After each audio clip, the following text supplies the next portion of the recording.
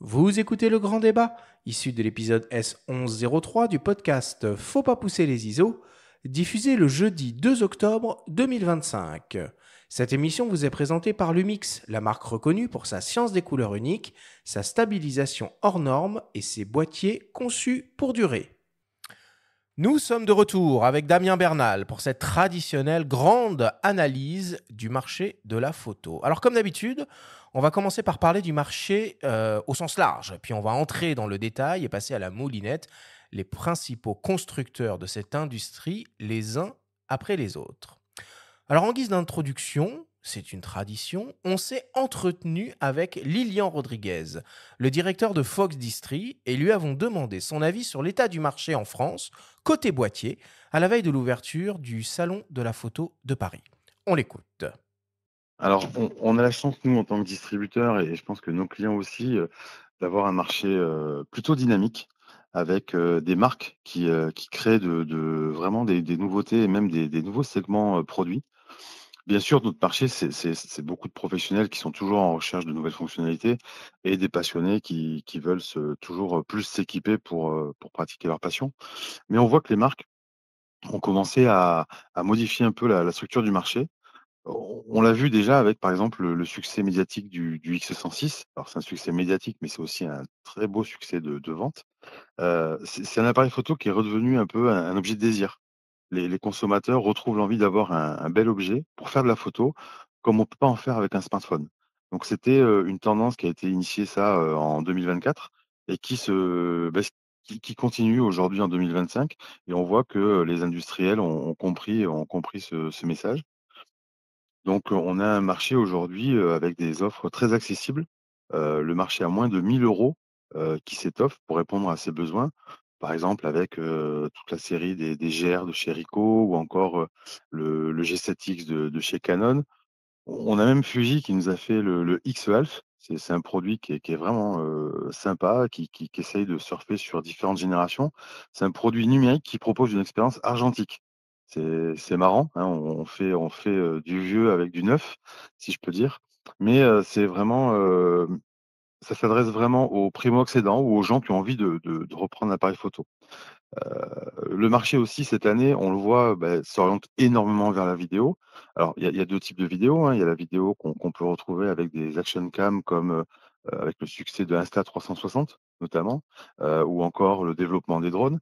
Mais on a aussi, toute la partie vidéo par rapport au boîtier, pour les photographes qui font de plus en plus de vidéos ou et bien entendu pour les créateurs de contenu, hein, qui sont de plus en plus nombreux.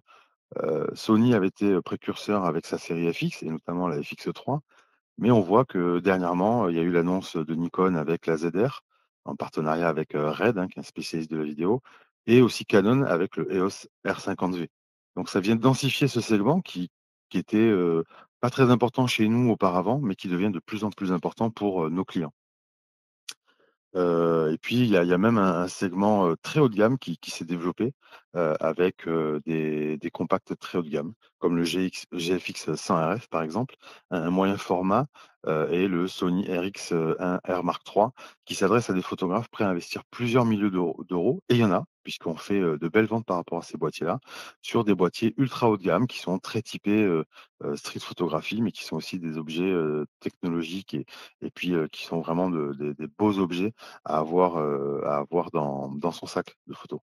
Voilà, on a un marché qui s'invente de nouveaux segments, qui se réinvente, même si le cœur du marché, qui est souvent le plein format ou même l'APS-C, le micro 4 on est toujours en attente de belles nouveautés et on espère que Sony nous sortira le remplaçant de l'Alpha 7 IV et on sait que, Canon, Nikon, Panasonic aussi, hein, qui se met de plus en plus sur le full frame, ou OM System avec son micro 4 tiers vont nous surprendre pour les mois à venir. Bon, il dit beaucoup de choses, Lilian, c'est très fin comme analyse, je suis d'accord, tout le monde attend le successeur de, l'Alpha 7 IV, mais on va y revenir, un petit peu plus tard. Damien, est-ce qu'il y a des choses qui t'ont marqué, toi, cette année? Alors côté boîtier uniquement, que ce soit des tendances, des positions stratégiques de certains constructeurs, ou même des produits, pourquoi pas? Ah bah, je pense que c'est la place de plus en plus importante que prend le secteur de la vidéo. Ouais. Les specs, tout ce qui est développement de marque, maintenant les nouveaux objectifs, comme on vient de le voir chez Nikon, vidéo, vidéo, vidéo, vidéo. On sent que la photo est arrivée à maturité. Probablement qu'il n'y a plus énormément de marge pour arriver à progresser ou à faire des révolutions. Et c'est vraiment la partie vidéo qui se développe. Ouais, clairement. Après, moi, côté boîtier, si on parle un peu plus photo, il y a un boîtier qui m'a particulièrement impressionné, c'est le Z5 II, par son positionnement, en fait. Le positionnement du prix par rapport à ce qu'il propose. Et là, je trouve que sur une entrée de gamme, alors Lilian parlait de produits d'appel à moins de 1000 euros, dont le X-Alf. On aurait pu citer le Pentax 17 pour les amoureux de l'argentique. Ces produits un petit peu désirables. Le Z5 II, c'est pas qu'il va être désirable, il n'a pas un look vintage comme le ZF ou autre, mais je trouve que ce dont il est capable de faire au tarif auquel il est proposé, bah, c'est un bon signal envoyé aux amoureux de la photo, alors que, comme Damien le dit justement, la vidéo est en train d'exploser, quoi. Et puis, c'est pas le seul boîtier un peu conçu pour ce qu'on va appeler les primo-accédants, même si j'aime pas beaucoup ce terme, qui est sorti Non, parce cette que année. primo-accédant, il faut quand même sortir un peu plus de 1900 euros Ouais, voilà. boîtier nu, Donc, quoi. si on redescend d'un cran, il y a le Z52 qui a été annoncé cette année. Chez C'est Canon, vrai. on a vu arriver le R50 V et chez Fujifilm, le XM5 qui était aussi une très belle surprise. Ce qu'on peut aussi remarquer cette année, bah, c'est la confirmation en quelque sorte de la tendance des compacts, alors qu'ils soient experts ou moins experts. Damien, il y a eu beaucoup de lancements cette année dans cette catégorie. Du tout en un, quoi. Ouais, en fait, les bridges sont morts. Il n'y a plus de développement de bridge. Et c'est vrai que le marché est venu sur les pleins formats qui sont beaucoup plus gros, beaucoup plus encombrants. Et j'ai l'impression que c'est quelque part une correction. Il y a quand même une demande aujourd'hui de gens qui veulent des appareils photo du quotidien qui sont beaucoup plus compacts, beaucoup plus légers. Et je pense que c'est un peu la réponse à cette demande-là d'essayer de mettre des grands capteurs avec des optiques qui sont compactes et qu'on peut vraiment trimballer partout. Et on l'a vu, le succès du Fuji. Le culot ouais, du GFX 100 RF, quand même. Fallait l'oser, ça. Hein. Complètement. Après, ce qui est marrant par rapport à ce que tu dis et la fin des bridges, c'est vrai, mais c'est aussi presque la fin des compacts super zoom, genre les TZ100, les RX100, qui étaient des solutions hyper compactes avec des grands zooms. C'était assez intéressant quand tu as ton smartphone qui est très bon au grand angle, tu pouvais voir un petit peu plus loin, etc. Mais ça aussi, on a l'impression que bah, les gens se sont lassés, quoi. Ouais, parce qu'aujourd'hui, on voit les smartphones ont des zooms 20 fois, Samsung a des zooms 40 fois. Et finalement, la seule manière de se distinguer du smartphone, c'est d'offrir une qualité qui est bien supérieure. Et c'est vrai qu'avec un petit Donc, ça passe capteur, par des grands capteurs. Ouais. ouais, petit capteur sur les bridges plus grand zoom, on avait une qualité smartphone en fait. Donc je pense qu'il n'y a plus de marché. Alors, on a vu à notre grande surprise le retour de Sony sur ce segment du compact expert. On va en reparler. Il y a beaucoup de choses à dire sur le RX1R Mark III. On a évoqué le GFX 100 RF. Mais chez Fujifilm, ils ont lancé le X-Alf, un concept complètement délirant qui fait un peu sourire et rigoler au premier abord. Et puis, c'est vrai que quand on le prend un peu en main, voilà, qu'on prend un peu de recul, qu'on le prend un peu au second degré, bah finalement, il est pas si pas cool que ça, cet appareil, quoi. Il est plutôt rigolo. On a vu l'évolution du GR, évolution un peu timide, certains pourront dire. Et puis Canon qui a lancé ce PowerShot V1. Et alors, pour contredire un peu ce que tu disais, il y a quand même eu un bridge qui a été annoncé cette année, un bridge un peu hors norme, c'est le Nikon P1100 avec son zoom, je me rappelle plus à combien il monte, mais c'est du 2000 mm, je crois, un truc Oui, comme pour ça. photographier la Lune, c'est très bien. Complètement barjo, quoi. Ouais, mais qui n'est pas vraiment une nouveauté, c'est plus une légère amélioration du P1000, qui avait déjà la même optique, le même capteur, même viseur, etc. Non, mais après, tout ce qu'on voit dans ces innovations, dans ces nouveautés, ces compacts, c'est qu'on est sur l'expertise, à part le X-Alf, hein, évidemment.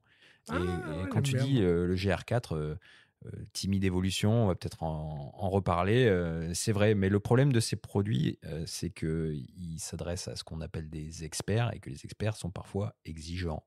Alors, tu parles d'experts, je parle de puristes, Ou de parle puristes, d'aficionados comme toi sur le GR. Et Dieu sait que tu étais satisfait, non, du GR4 ? Ah non, pas trop. Pas trop. Bon, tu fais partie de cette team-là.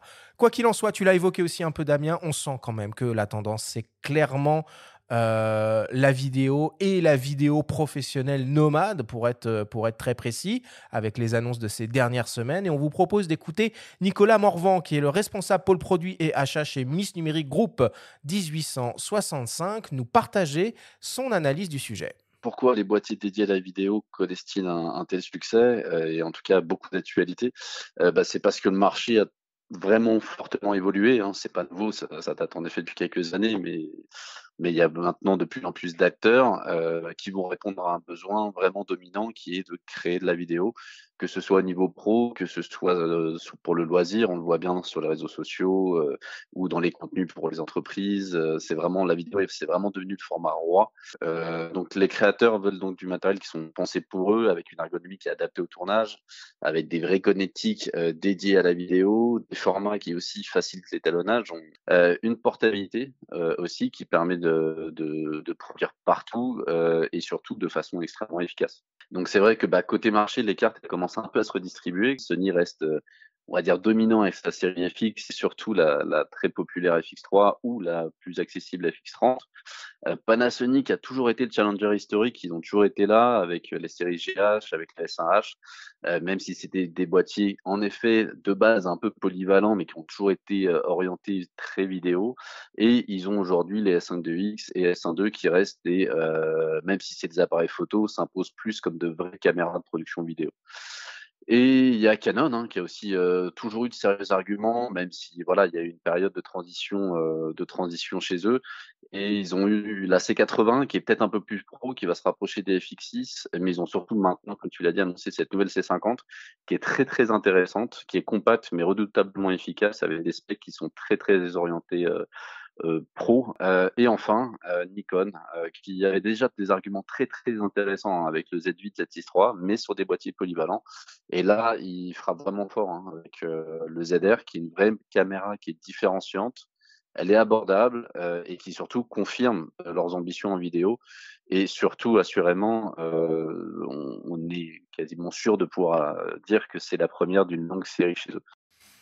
Bon, c'est clair que Sony est plus du tout le seul joueur sur ce segment qui semble devenir ultra stratégique cette année de la vidéo pro nomade. Ils ont annoncé la FX2 cette année, la FX30 date de 2022, la FX3 date de 2021.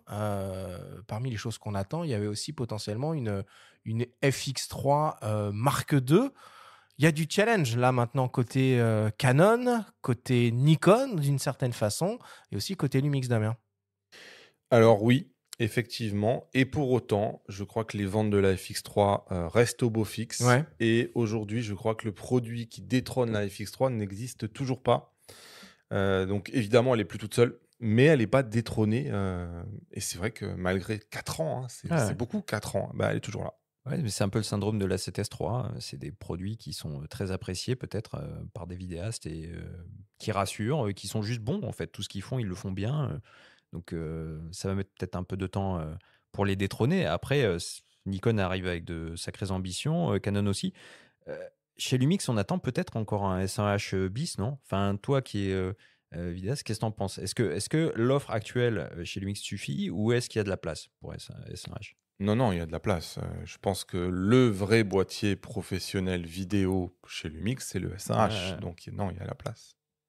Ce qui est intéressant de voir quand même, c'est qu'il y a une forte spécialisation de produits autour de la vidéo. Alors, ce qu'on va appeler les caméras vidéo, qui ont une ergonomie vraiment très typée vidéo pro. Et puis, on a ces hybrides qui, sur le papier, sont conçus pour être polyvalents, mais qui, dans les faits, ont des caractéristiques techniques en vidéo complètement délirantes. Et de l'autre côté du spectre, on commence même aussi à voir des modèles plus entrée de gamme, plus accessibles, avec cette spécialisation pour la vidéo. On pense à la série Canon R50V, donc modèle APS-C à objectif interchangeable, le PowerShot V1, la Nikon ZR, même si c'est plus une caméra, elle a quand même une ergonomie qui fait réellement penser à un hybride photo-vidéo, et puis ce S1 Mark II qui est redoutable sur les deux tableaux, quoi. Ouais, en fait, on a quand même du mal à avoir un boîtier qui est aussi bon en photo qu'en vidéo. À part aller taper comme des choses comme l'Alpha One Mark II ou des produits qui sont vraiment extrêmement haut de gamme. On a soit des appareils photo qui font de la vidéo, soit des caméras qui font un peu de photo. Et est-ce que Mais tu crois qu'un jour, du coup, avec ce raisonnement-là, on va se retrouver à avoir des hybrides qui seront à 90% spéqués pour de la photo, contrairement aux trucs qu'on a un peu à l'heure actuelle. Alors, je dirais pas 50-50, mais grosso modo, la vidéo a encore beaucoup de place sur des hybrides euh, qui, je pense, sont avant tout conçus pour les photographes.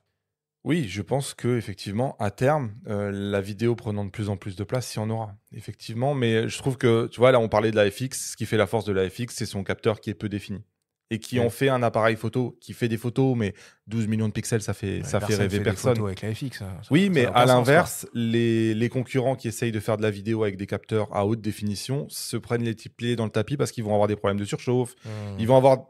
Ça va être difficile d'arriver à faire les deux parce qu'en vrai, on n'a pas besoin du même matériel à la source, quoi. Oui, c'est ça, on n'a pas les mêmes besoins. Après, si, on peut faire de la photo avec un A7S3 ou une FX en astrophoto, par exemple. Une telle définition, c'est vachement apprécié pour faire ce type de photo-là. Et après, il y a des produits qui peuvent sortir qui vont être plus, comme tu le disais, 90% photo et qui vont faire très peu de vidéos. Fuji le fait, par exemple, avec les XM5 ou Ouais. surtout le GFX 100 RF qui n'est pas vraiment spéqué pour la Ah vidéo. ouais, pas du tout, ouais. Donc voilà, là, on est vraiment avec un produit photo assumé, quoi. Hmm. Parmi les tendances également qui se confirment avec les années, bah, il y a l'aspect nostalgique de la photographie argentique, que ce soit par le look des produits et aussi maintenant par leur usage. Alors on a toute la fame des simulations de films hein, qui a été largement mis en place par Fujifilm et aussi largement copié par d'autres marques sur le secteur. Et puis là, Fujifilm a carrément poussé les curseurs encore plus loin dans l'expérience photographique numérico-argentico avec le X-Alf. On vous propose d'écouter Léo Lachaud de la boutique spécialisée parisienne Photo d'Enfer nous parler de cette tendance nostalgique qu'il expérimente au comptoir. On a tous en tête hein, globalement le Fuji X-Alf qui est quand même un ovni, on s'y attendait pas du tout et ça a beaucoup plu. C'est du coup un appareil au look rétro compact, il nous rappelle nous les petits relais 35 au comptoir mais pas que nous en tant que vendeurs mais aussi les clients sont attirés et posent plein de questions sur le produit sans forcément être intéressés par ce genre de produit de base en fait. Donc c'est génial d'avoir des produits coup de cœur comme ça en tout cas ou en tout cas atypiques.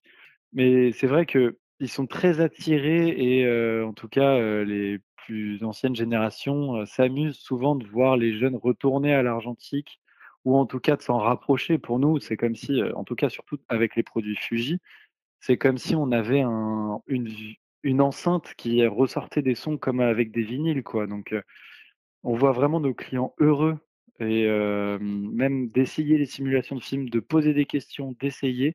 On voit aussi un réel retour à l'argentique en parallèle. Mais ce qui est génial, c'est qu'on voit vraiment une nouvelle vague arriver et c'est une vague de jeunes, donc ça nous fait du bien, surtout que nous, on est une des boutiques avec, l'équipe la plus jeune au comptoir et c'est vrai qu'on a un réel intérêt, nous, jeunes, c'est d'essayer d'aller chercher ces rendus que nous n'arrivions pas à avoir avec nos appareils photo qui sont parfois trop chirurgicaux. C'est assez fou, mais aujourd'hui, on achète des objectifs à 3 000 € avec des boîtiers parfois, qui valent plus et on se retrouve à rajouter des filtres diffusants mixtes à l'avant parce qu'ils sont trop bons, trop chirurgicaux, on a trop de détails et on aimerait avoir ce cette imperfection, je dirais, que l'on avait à l'époque de l'argentique. Alors, si on recherche vraiment de la nostalgie, aujourd'hui, on a plusieurs marques qui s'y intéressent. On a notamment, la principale, c'est Fuji, qui ne fait quasiment que du look rétro sur sa gamme capteur APS-C, donc toute la gamme des XT5, XT50. Donc ça, ce sont des objectifs interchangeables. On a le X5, qui est le dernier sorti, qui est un appareil photo très compact.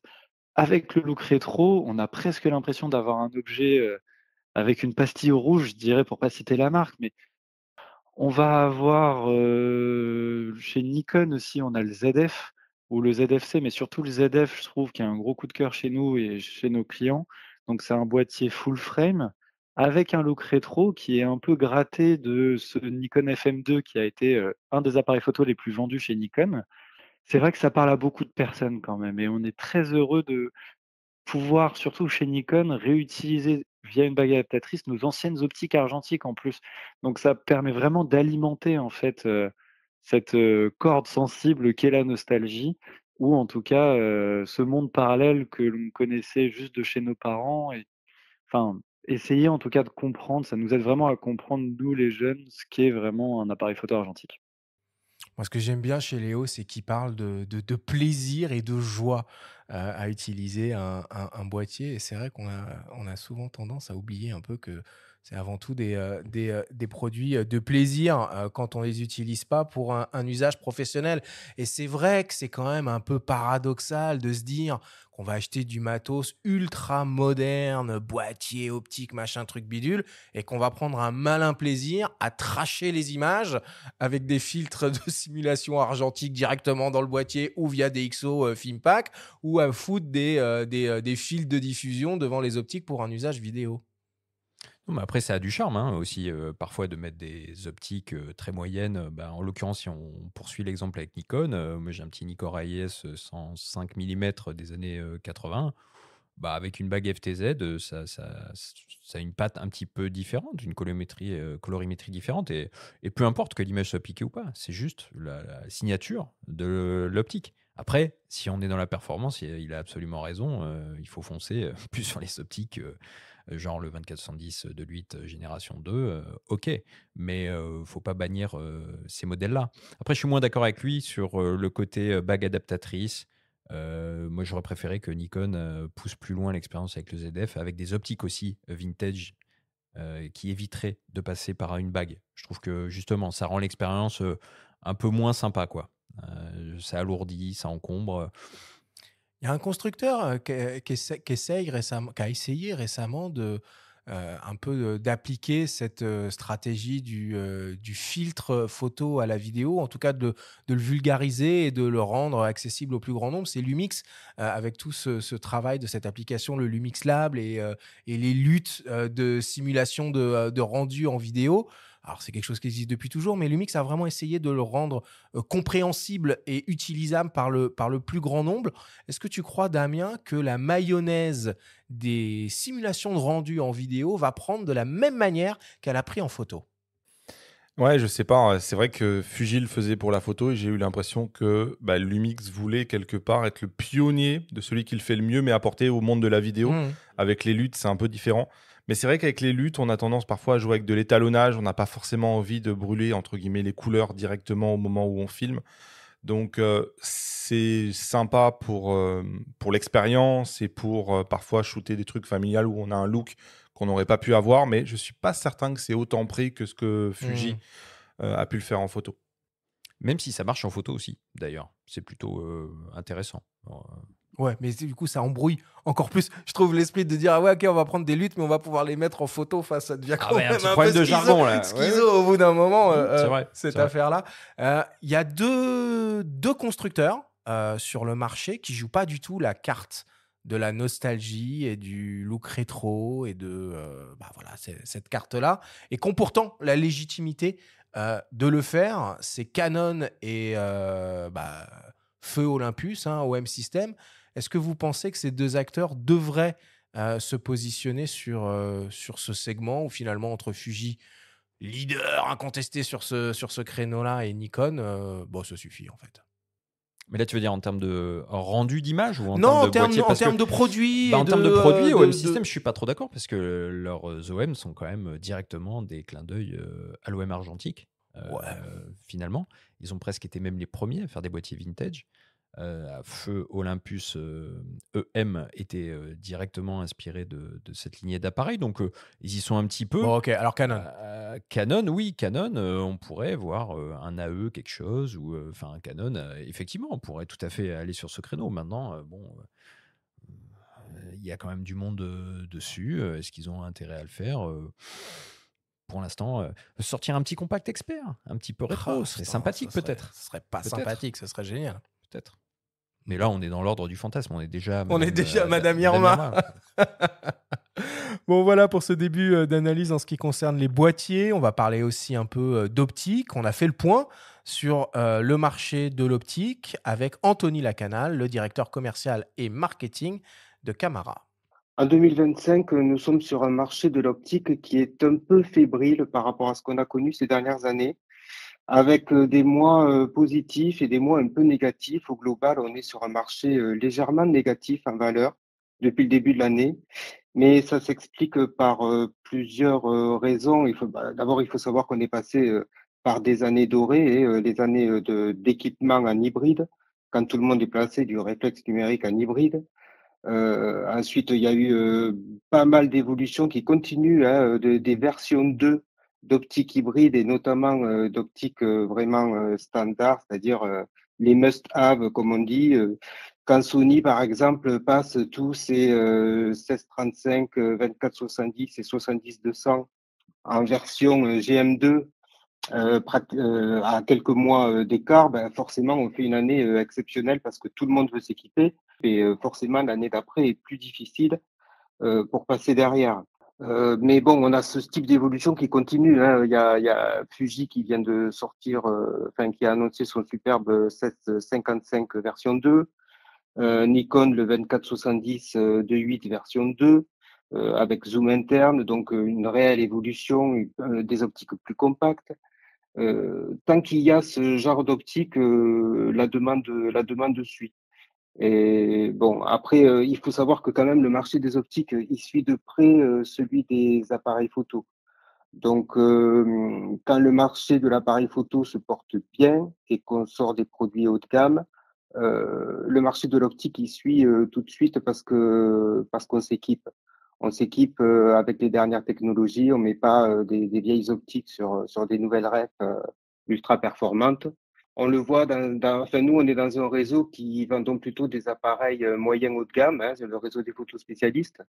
Mais avec le développement récent d'une multitude de références sur de la PSC, par exemple, on a un marché quand même qui s'ouvre à nouveau de plus en plus aux entrants, c'est-à-dire aux clients qui se mettent à la photo, aux jeunes, aux petits budgets.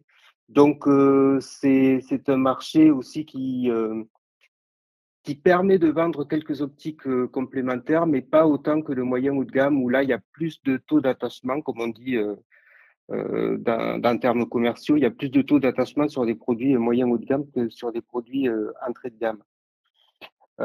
Après, à côté de ça, le marché quand même continue d'innover, et la force qu'on a, c'est de travailler, de distribuer des marques qui continuent à faire de très très forts investissements en recherche-développement et pour le meilleur, hein, pour le meilleur pour les utilisateurs.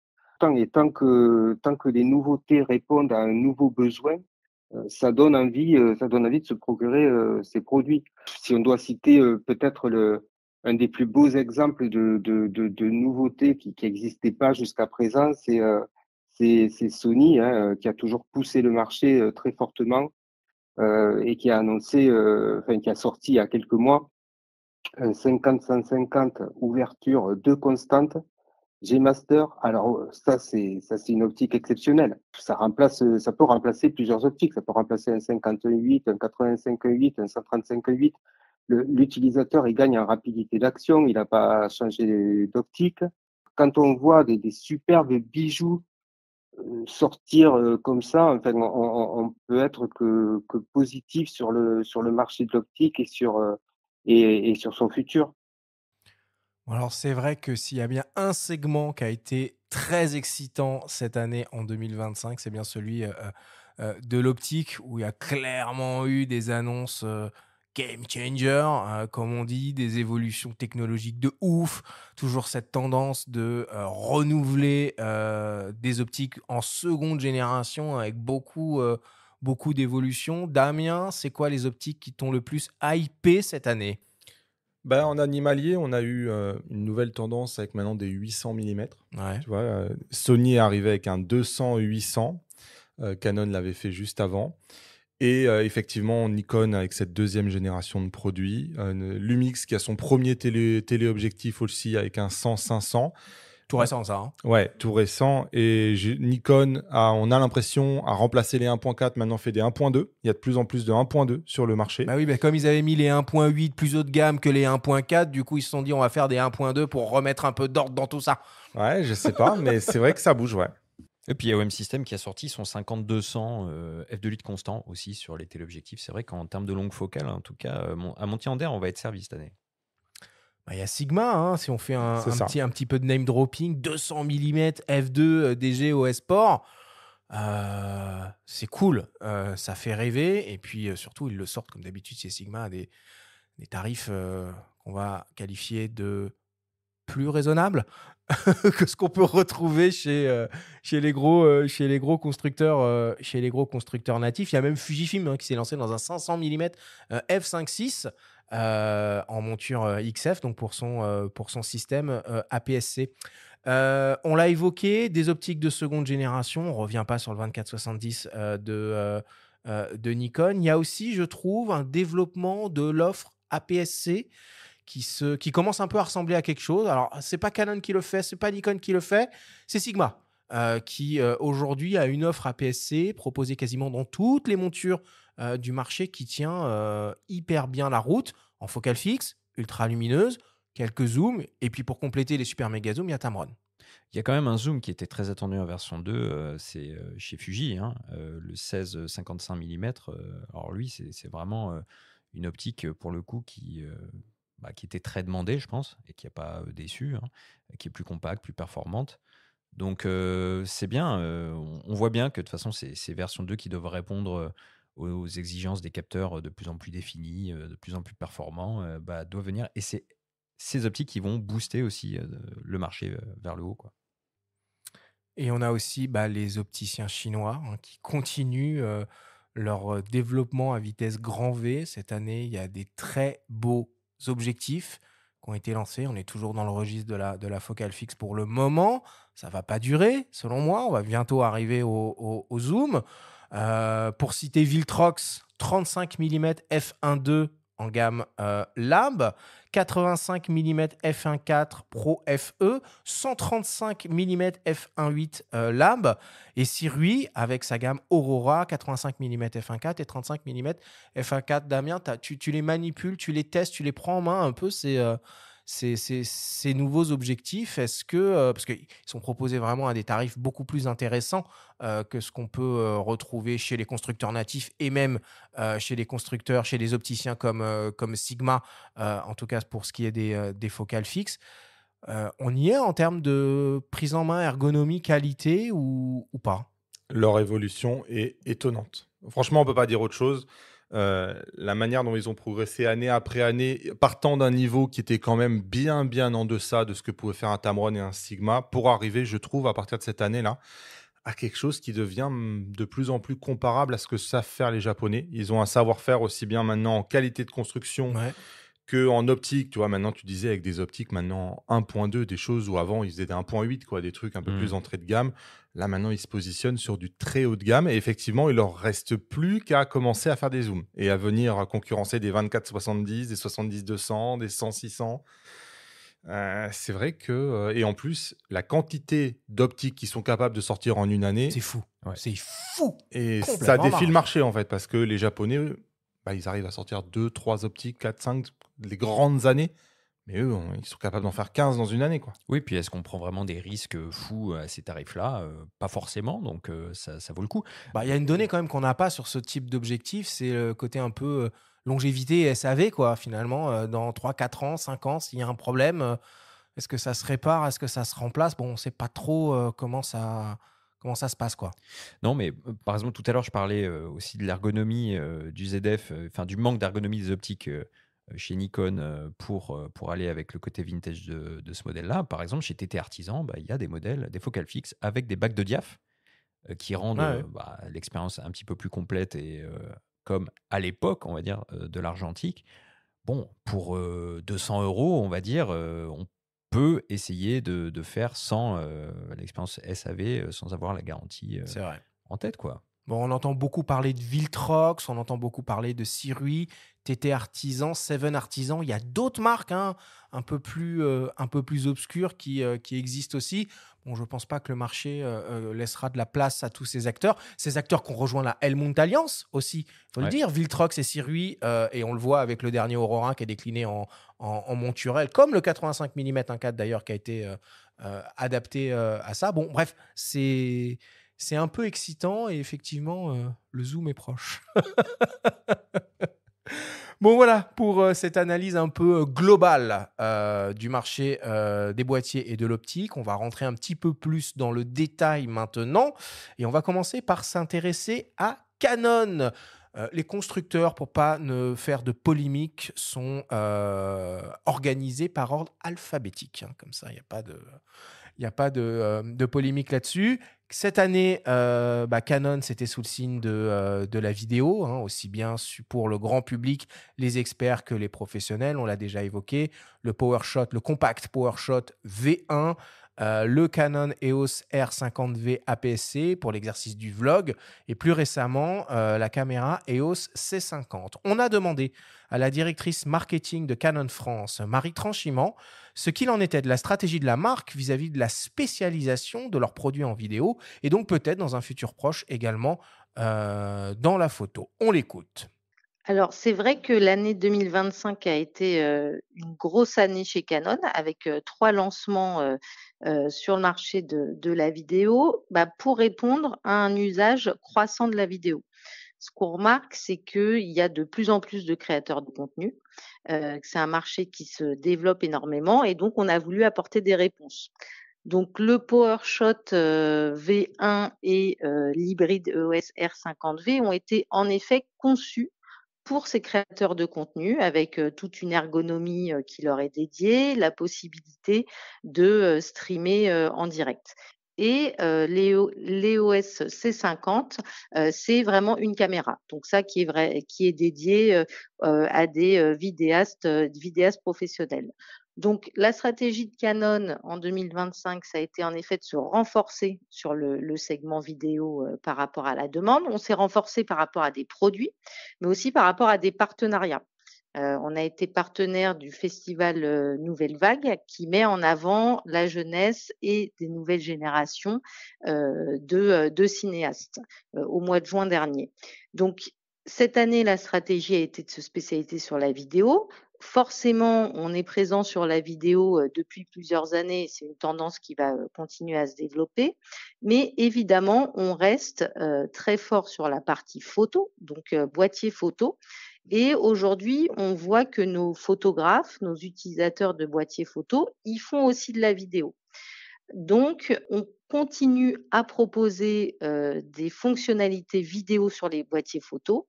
Et donc, on n'arrivera pas, à mon sens, à une spécialisation totale, photo d'un côté ou vidéo de l'autre. Parce qu'on voit qu'aujourd'hui, les usages sont assez mixtes. Et donc, aujourd'hui, voilà, on propose des boîtiers qui sont complètement orientés vidéo pour des utilisateurs dont l'usage premier serait la vidéo, donc comme avec le V1, le R50V et avec la caméra C50.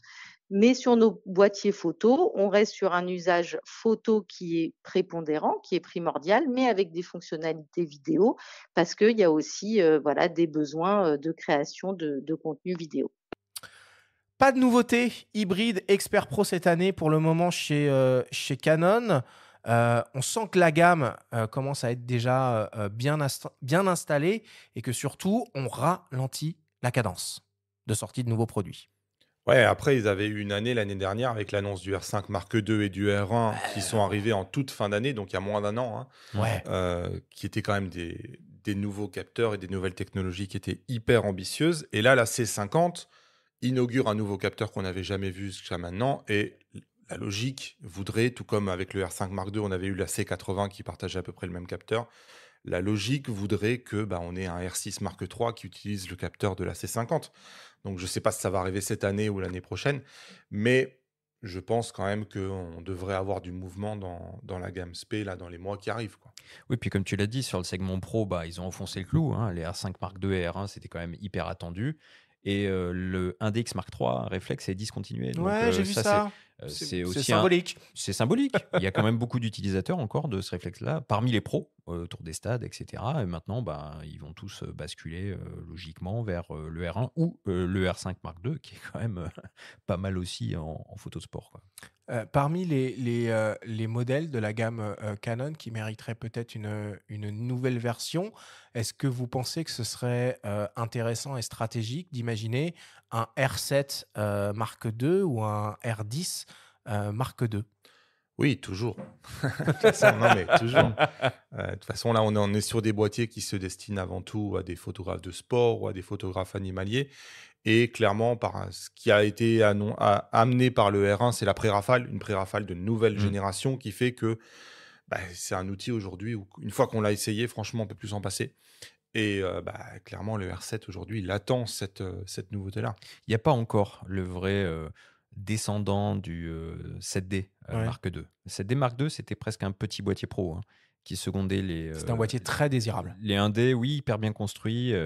Il avait des specs en termes d'AF qui étaient vraiment très proches de ce que pouvaient proposer les boîtiers pro. Il n'y a pas encore l'équivalent. Donc oui, ça paraîtrait logique qu'un R7 Mark II prenne un viseur un petit peu plus défini, un AF encore plus performant. Et ouais, ce serait la logique.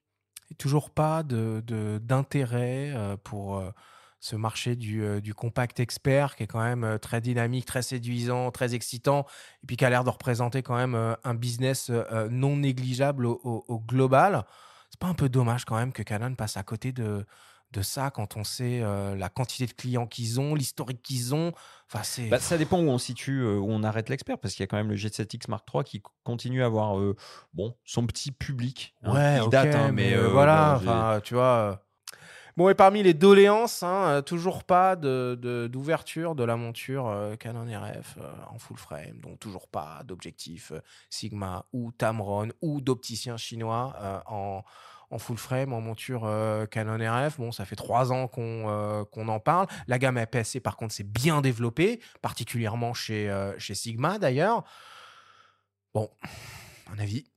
L'avis, c'est que ça va très bien pour Canon. Non, mais quand tu regardes les chiffres, quand tu regardes le marché, quand tu regardes les produits, les clients, Ouais. le fait est qu'ils vendent beaucoup d'optiques, qu'ils vendent beaucoup de boîtiers, et j'ai pas l'impression qu'aujourd'hui, ils ont un besoin impérieux d'ouvrir leur monture pour finalement, eux, en tout cas, hein, faire moins de business. Évidemment, le consommateur, lui, il serait désireux d'avoir toutes ces optiques-là. Mais alors après, on va voir, hein, parce que on en parle. Enfin, là, je viens de tester la bague Megadap qui permet de mettre des objectifs Alors, mais Sony. attends, j'en entends parler de partout là. Vas-y, Eh c'est oui. quoi ce truc-là? C'est une bague moi j'appelle ça un changement de monture, mais en gros, c'est une bague où Oui. ça ajoute 2 mm et ton Nikon, il a une monture Sony, quoi. Il y a Et tu- Viltrox qui en avait fait une Oui, aussi. il y en a d'autres qui le font, ça, mais c'est la seule qui marche bien. Contre-exemple de ce que je disais tout à l'heure, ça, c'est des bagues désirables. Il y a des bagues non désirables, qui allongent vraiment, qui encombrent, qui rendent l'ensemble assez... Oui, mais c'est pour passer du réflexe à l'hybride. Forcément, tu as de l'épaisseur, quoi. Oui, non, mais absolument. Et ce que dit Damien, oui, là, par contre, c'est hyper intéressant. Un iconiste qui va prendre un ZR, je sais pas, en cinéma, et qui a des optiques qu'il aime bien en ciné, Sony ou autre, il va pouvoir, avec ça, les utiliser. Et c'est remarquable. Là, par contre, en termes de compacité, c'est top, quoi. Et ce que je veux dire, c'est que du coup, Canon aura la monture la plus fermée, tu vois. C'est que Nikon a un peu ouvert, et maintenant, avec la bague, le fait Ouais, est qu'il y a c'est, beaucoup d'options, et finalement, il y aura forcément un moment donné où ça va peser sur le business, et les consommateurs diront, bah non, si vous ouvrez pas plus, mais j'ai pas l'impression que ce soit maintenant. Bon, en tout cas, ils continuent de développer leur gamme d'objectifs full frame et notamment leur série professionnelle, sérielle de focale fixe f1.4 dans cette fameuse motorisation, la VCM. Cette année, on a eu le 20, le 24, le 50, le 85, tout ce beau monde en f1.4L VCM. Bon, c'est des super beaux objectifs, ça reste quand même très cher, mais voilà, ça déroule, quoi. Oui, puis à côté, tu as des optiques un petit peu moins chères, hein, 16 mm f2.8, des 35 mm f1.8, etc., un peu plus abordables, 85 f2 macro, etc. Les produits sont très bons, l'AF est excellent. Enfin, là, c'est difficile de taper sur Canon là-dessus. On peut regretter. Hein. Moi, je le regrette, oui, bien sûr, comme beaucoup peut-être de consommateurs. Moi, j'aime beaucoup les Sigma Contemporary, par exemple. C'est des optiques vraiment très agréables à manipuler. Je trouverais ça fabuleux d'avoir ça en monture RF, mais les utilisateurs Canon sont très bien lotis et bravo Canon pour l'instant, on peut rien dire d'autre, quoi. Ouais, en photo, j'ai l'impression, en tout cas, les boîtiers restent la référence. en termes de qualité d'image, en termes d'autofocus. Ah ouais, Enfin, la F, franchement, le R5.2, ils ont un coup d'avance en termes ouais. d'autofocus par rapport à ce qu'a amené le R1. Même cette visée dans le viseur là, qui détecte l'iris et qui permet de Ouais. positionner Le pilotage de la F l'autofocus. par l'œil, Des ouais, c'est trucs fou ça. où ils ont un espèce de joystick comme s'il était tactile, Ouais. qui est un truc multicontrôleur là qu'on n'a pas ailleurs. Mm. Donc ils ont quand même des atouts où eux ils arrivent à développer la partie photo encore plus loin. Encore de l'innovation. Ouais, ils arrivent à Mm. apporter de l'innovation en partie photo. Ils viennent de faire l'Open Gate là en vidéo. Ouais. Mais il y a quand même un mais. Je trouve qu'en vidéo, autant en photo, je suis ultra convaincu par ce qu'ils font. Autant en vidéo, le fait de continuer dans ces capteurs non stabilisés, Ouais. j'ai l'impression qu'ils ont. C'est comme vouloir se lancer avec deux boulets quoi, au pied. C'est vrai que c'est dur la vidéo avec un capteur non stabilisé, ça restreint. Ça fait peur déjà aux clients quand ils arrivent en boutique. Ah, c'est pas stabilisé. Aujourd'hui, on a l'impression que sans stabilisation, le client ne veut pas du produit. Même Et sur ces gammes de produits très pro, bah c'est là, un la sujet, la C50, elle stab. est pas si chère, la C50. On est quand même sur Ouais, ce mais que elle est j'appelle du grand orientée pro, enfin, ne serait-ce que par son look et Ouais, son mais regarde ergonomie, le quoi. nombre de fois qu'on a fait des émissions sur le run and gun, enfin qui est quand même une pratique de plus en plus, on va dire, tendance, etc. Qui peut le plus, peut le moins. Ouais, mais Avoir la le, stab, nom- c'est le quand même- nombre de fois où on a fait l'éloge de la philosophie de la prise de vue à main levée avec le contrôle de Oui, la mais- respiration et tu vois, Mais ça, bah, c'est il y a bien. ça aussi, quoi. Oui, ben justement. Non, mais c'est bien beau, mais c'est important d'avoir la stab quand même. Enfin, là-dessus, je suis Bah, en d'accord. fait, il n'y a aucun produit, enfin, je crois, hein, sur le marché qui a vraiment réussi à faire son trou sans capteur stabilisé. C'est-à-dire que le Panasonic avec le GH5S, Hmm. tu vois, il n'était pas vraiment arrivé. Le Canon R8, alors qui n'est pas un positionnement vidéo, qui est un positionnement photo, mais sans la stab, j'ai bien vu dans les commentaires et compagnie que Ouais, on y reviendra dans les prédictions. les Moi, gens, c'est- ça ouais. leur posait un problème de ne pas avoir la stab. Et là, Ouais. on verra, hein, c'est le marché qui décidera, mais j'ai Mm. l'impression que pas avoir de stab, c'est Bon. compliqué. Allez, on continue. On laisse Canon tranquille et on va parler Fujifilm qui a joué cette année par exemple la carte de l'originalité avec son X-Alph. On l'a un peu évoqué, un concept caméra qui simule littéralement une expérience argentique. Le GFX 100 RF, un compact expert grand format, une grande première. Et l'Eterna, une caméra de cinéma moyen format. On s'est entretenu avec Franck Bernard, le directeur de Fujifilm France Imaging, pour qu'il nous parle un peu de la spécialisation photo-vidéo très marquée des produits Fujifilm. On l'écoute. Oui, absolument. C'est vrai que souvent, on se dit, y a-t-il une séparation entre la photo et la vidéo chez Fujifilm? Je crois que l'ADN de la marque, c'est d'abord la qualité d'image, ça a toujours été le résultat de l'image. Et on voit aujourd'hui le succès que peuvent avoir le moyen format que Fujifilm a relancé sur le marché, ce segment. Donc on confirme bien que les gens, ce qu'ils veulent, avant tout, c'est un résultat photographique de haute qualité. Après, au milieu, oui, il y a les vidéos qui est apparu avec tous les youtubeurs, tous les gens qui postent des petits films, que ce soit publicitaires, personnels ou pour les amateurs avertis. Ça existe aussi. On a des boîtiers comme l'XH2S aujourd'hui qui font le job. Et puis enfin, effectivement, une dernière pour combler le 180 degrés, on se lance aujourd'hui vers le cinéma. Absolument, avec le GFX qui a été annoncé à l'IBC il y a une semaine, le GFX Eterna. Donc oui, là on est à 100% sur la vidéo, ça n'a rien à voir, on est même sur le cinéma, ça n'a rien à voir pour moi avec l'aspect photographique que l'on connaît, et ça nous permet aujourd'hui avec ce produit d'étayer notre gamme et de combler tous les spectres des besoins. Écoutez, je suis pas dans les secrets, mais peut-être qu'un jour Eterna aura un frère. Oui, voilà, donc on ne sait pas. Aujourd'hui, c'est déjà essayer d'aller conquérir des parts de marché sur ce segment de cinéma. C'est important pour nous. Alors, Fujifilm, c'est peut-être la marque la plus excitante du moment, de ces derniers mois, de cette année. Toutes les annonces que ce constructeur fait sont extrêmement remarquées et les produits font clairement envie. Ouais, ils ont une volonté de se démarquer en fait et de pas être dans le même panier de crabes que toute la concurrence et finalement d'essayer de proposer des produits. Je sais plus, un des intervenants dont on a écouté la capsule disait qui donnait envie, qui donnait du plaisir. Léo. Et c'est un peu le positionnement, j'ai Lilian l'impression, aussi de Fox, oui, mais c'est vrai. Ouais. qu'ils veulent avoir. Et le X-Alf, c'est une expérience. Et je parle bien T'as aimé, d'expérience. toi, ou pas? Moi, j'ai aimé l'expérience, ouais. Mhm. Ouais, je trouve que c'est un truc avec lequel tu as envie de jouer. Tu peux pas voir tes Tu photos serais tout de prêt à mettre suite. 600 € pour avoir un truc comme Bah ça? non, Ouais. non. Mais j'ai aimé l'expérience. Ouais. Je serais pas prêt à mettre 600 €. Non, mais j'ai pas mordu. Mais moi, tu vois, justement, on parle de plaisir, d'expérience. Moi, rien que le contact avec l'appareil m'a laissé de marbre. Mais bon, je suis clairement pas la cible. Oui, et mais t'as le apparemment, GFX il y a 100 une- RF pour ça. Voilà. Ça, t'as été un Voilà. petit peu plus excité par ça. Ah oui, j'ai pas pu retenir. Non, mais évidemment. Même si il y a encore à dire dessus, c'est une première génération d'appareil, il n'est pas encore complètement abouti. Le concept, je l'aime beaucoup, mais on en reparlera tout à l'heure dans les projections.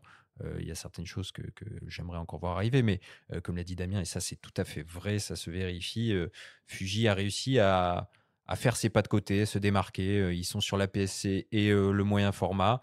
Là, franchement, ils arrivent à sortir du lot à chaque fois. Même le X5, j'ai trouvé très très intéressant comme produit. Alors, je peux regretter le tarif un peu élevé quand même, l'absence de protection contre les intempéries, des petites choses comme ça. Néanmoins, avec le petit 23 mm, c'est une alternative au X100 très solide. Et j'ai trouvé que c'était un formidable petit boîtier. Et même en entrée de gamme. Qui est stabilisé, En entrée d'ailleurs. de gamme, ce petit XM5. Je veux dire, quand on démarre dans la photo avec un XM5, on est bien, quoi. Ouais, ils ont une gamme qui est complète et à chaque fois, le produit trouve son petit créneau. Tu vois, t'as l'impression qu'il n'y a pas de place et eux, à chaque fois, ils arrivent à trouver.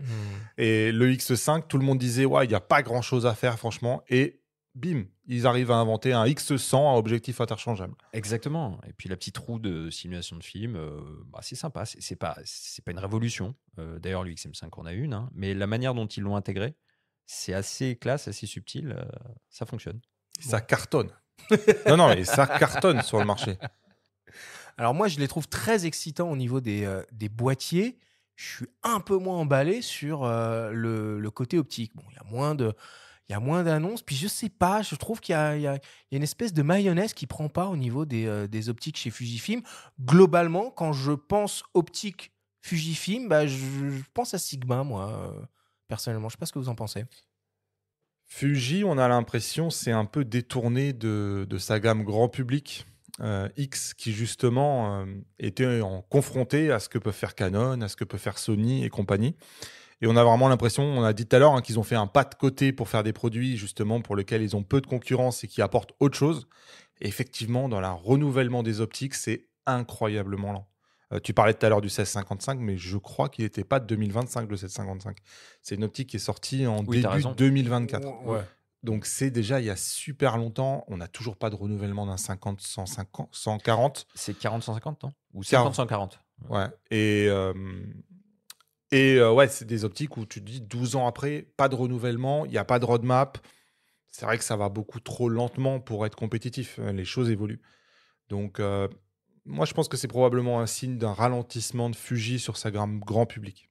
Après, il ne faut pas oublier que Fuji développe aussi beaucoup sur la gamme GFX, où là, par contre, on a des optiques. Alors, tu prends un 55 à 1.7 sur un GFX, tu as une belle expérience optique. Ouais, mais après, je suis d'accord, mais je me fais l'avocat du diable. C'est un segment qui est quand même beaucoup plus petit. Bien sûr, mais tu as complètement raison.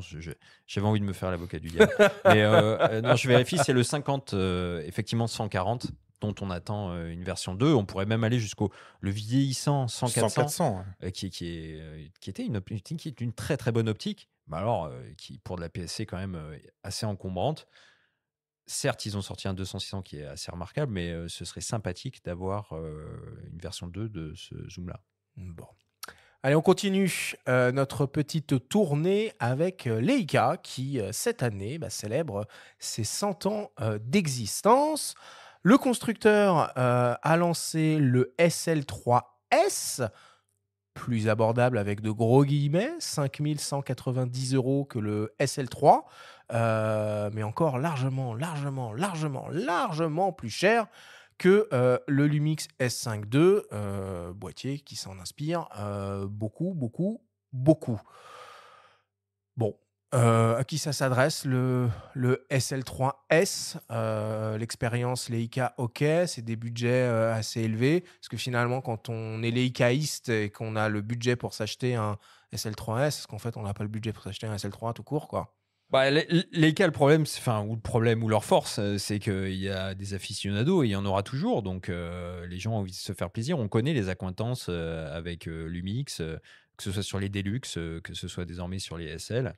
Bon, et ben, il y aura toujours des gens qui préféreront avoir la pastille rouge. Voilà, pourquoi pas. Après, moi, chez Leica, j'ai plus envie de parler de la gamme Q, Ah bah clairement. oui. Là, on est sur Là, autre on chose. peut discuter, Damien. Là, on peut discuter. Bah oui, là on discute parce que là on parlait d'excitation avec le JFX. Les Leica Q, ce sont clairement de formidables outils. Voilà. Et là, Leica a réussi. On parlait aussi de Compact Expert plus tôt. Bon, eux, ils ont vraiment fait une incursion il y a quelques années déjà et ils ont réussi et ils continuent. Et chaque modèle, bah franchement, moi j'approuve quoi. Enfin, je trouve ça formidable. Alors c'est pas donné, hein, clairement. C'est pas compact, donc le terme compact expert est peut-être un petit peu usurpé, mais ce sont de formidables outils quoi. On en est à la 3e génération de cette catégorie d'appareils. Bon, la suite logique voudrait qu'on ait un Q3 monochrome qui arrive prochainement. Damien, c'est évident. C'est une évidence. Et on l'attend depuis longtemps. Ouais. Je pense que voilà, ça va arriver. Et parmi les choses qu'on attend aussi, c'est potentiellement le successeur du M11. Alors là, je ne sais pas si vous suivez un peu les plus folles rumeurs qui circulent sur Internet autour d'un potentiel M12, mais ça va très très loin. Des gens évoquent l'arrivée Visée potentielle électronique. d'un autofocus, d'une visée électronique, full électronique ou un peu hybride à la Fujifilm, mais finalement une déclinaison d'un M12 classique en visée télémétrique baïonnette M traditionnelle sans AF et une version, alors je sais pas comment on pourrait l'appeler, je sais pas.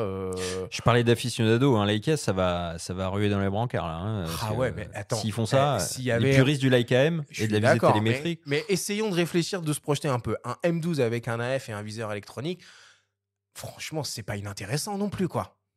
Bah, ça dépend à quel prix. Et puis, bah, je sais pas, toute l'expérience, tout le mythe du M est basé sur le télémètre. Donc, Ouais, je suis d'accord, ça va les mettre en ce concurrence serait un avec petit peu d'autres étonnant. marques en fait. Oui, sinon tu vas sur le X5. Parce que vu le prix du X5, il fait ça très bien. Donc, viseur déporté sur le côté façon street photo pour avoir un œil libre et voir ce qui entre dans le champ, etc. Avec un viseur électronique, eh ben, non, bon courage. En plus, Fuji propose une sorte de. C'est très astucieux de faux télémètre avec un cadre qu'on peut rétrécir pour voir dans le viseur ce qui va arriver dans le champ. Donc, bon courage. Ok. Après Leica, vient naturellement Lumix qui a annoncé cette année les successeurs de la série S1 avec 3 nouveaux boîtiers, le S1 II, le S1R2 et le S1 2E. On a demandé à Jérémy Hoffman, le responsable marketing Lumix Europe du Sud, de nous éclairer sur cette nouvelle nomenclature et sur la potentielle arrivée dans le futur d'un S1H2 qui pourrait compléter et terminer la gamme.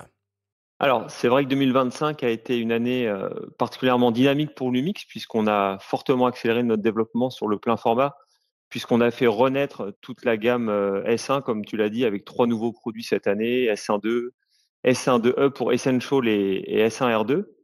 Bah, non seulement on a eu ces 3 nouveautés, mais on observe aussi que la monturelle séduit de plus en plus et que notre succès, en fait, il est là. Que ce soit des photographes ou des vidéastes, notre communauté, elle s'agrandit un peu plus chaque jour. Et aujourd'hui, on enregistre notre meilleure croissance en volume en France sur le segment du plein format. Ces 3 nouveautés qu'on a lancées cette année, le S1 II, le S1 2E et le S1R2, ont un ADN commun très fort. Le premier, ça va être la science des couleurs Lumix, qui est connue et reconnue, notamment avec ce V-Log qui est complètement unique. La deuxième chose, ça va être l'open gate sur ces boîtiers qui va permettre de filmer en vertical comme en horizontal sans faire son plan 2 fois. Également, la nouvelle génération d'autofocus qu'on embarque sur cette série. Et enfin, je dirais la technologie de double stabilisation qu'on a sur ces boîtiers.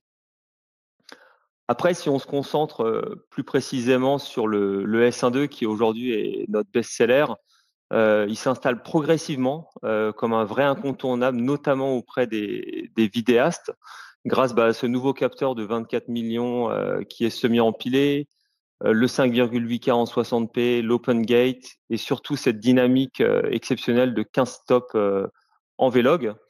Et sans oublier ce vrai plus, la compatibilité de ce produit avec le log d'Arri, le Arri Log C3. Et côté S1R2, c'est un produit qui va s'adresser davantage aux photographes qui vont être en quête de résolution.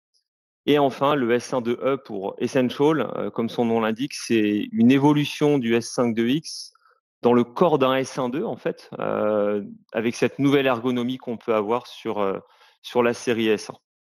Chez Lumix, on a toujours eu à cœur de soutenir de manière générale la créativité des professionnels dans la production vidéo et on accorde aussi une très grande importance à tous leurs retours, puisque c'est ça qui nous permet d'améliorer constamment nos produits. Après, effectivement, on a reçu de nombreuses demandes concernant un boîtier dédié à de la production vidéo haut de gamme, que ce soit sur la partie cinéma, et d'aller au-delà de ce qu'on a pu sortir sur le S1.2 et le S1R2.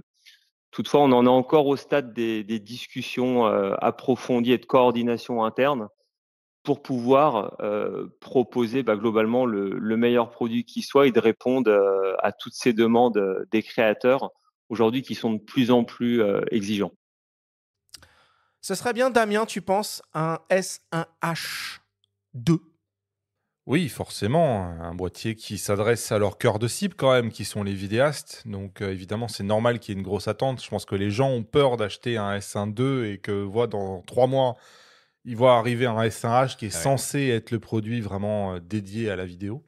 Donc je pense qu'il y a cette inquiétude-là.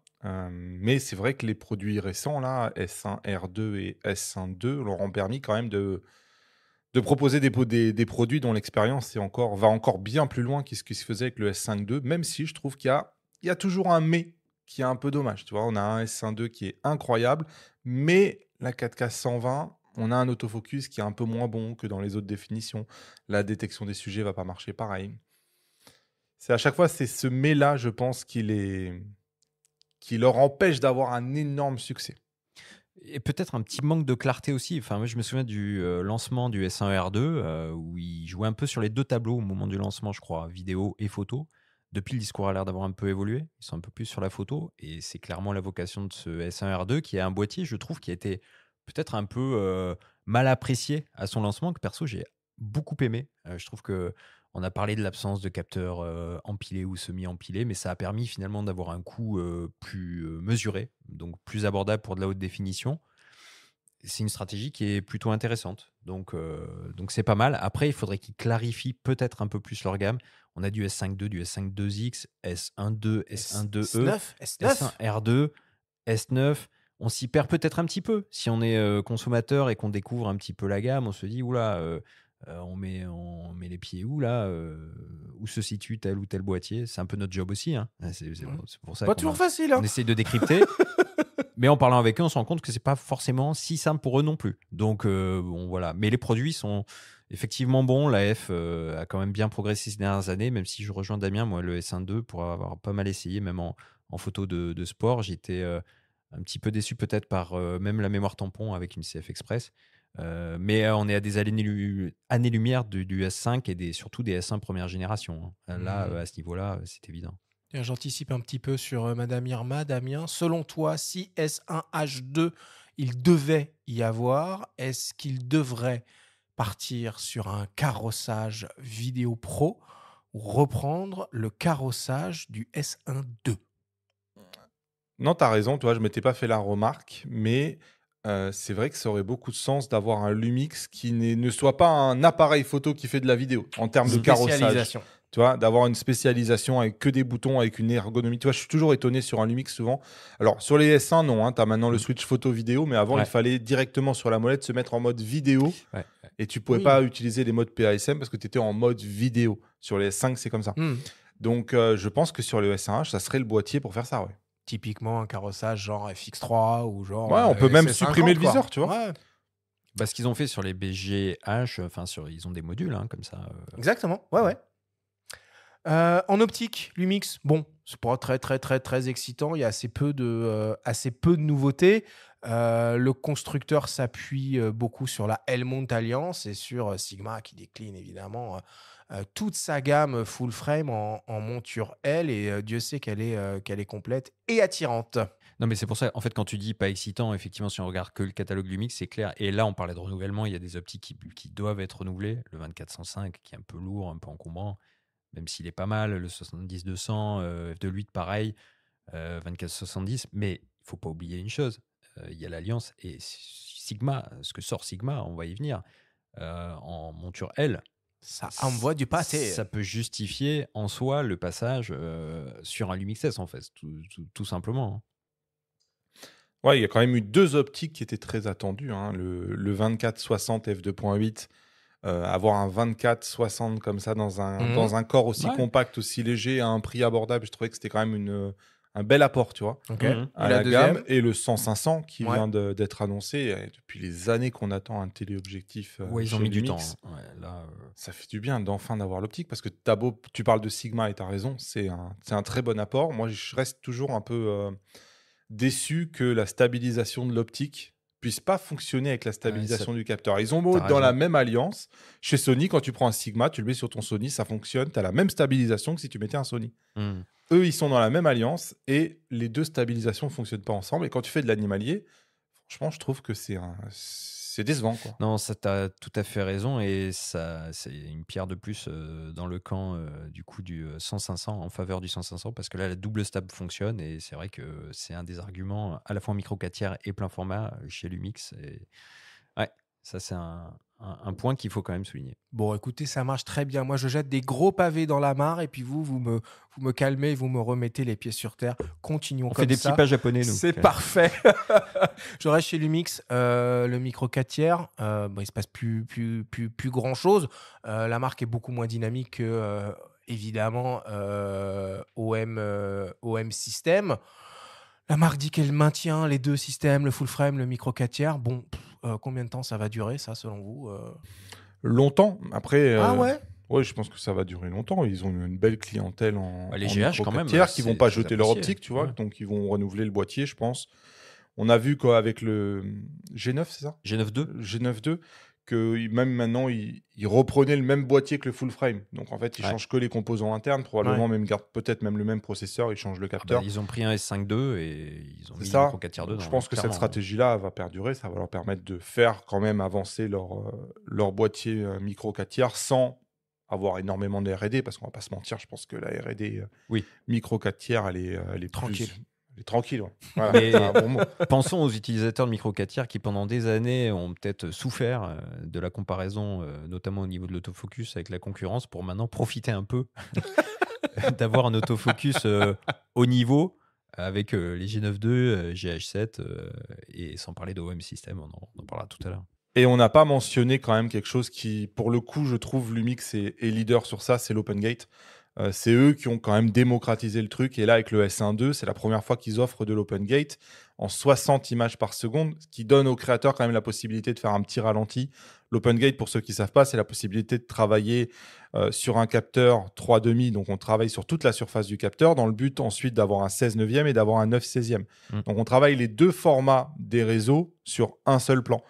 Et aujourd'hui, ils ont quand même, c'est les seuls à faire ça. Et je trouve qu'on voit Canon qui maintenant vient aussi d'arriver dans l'Open Gate.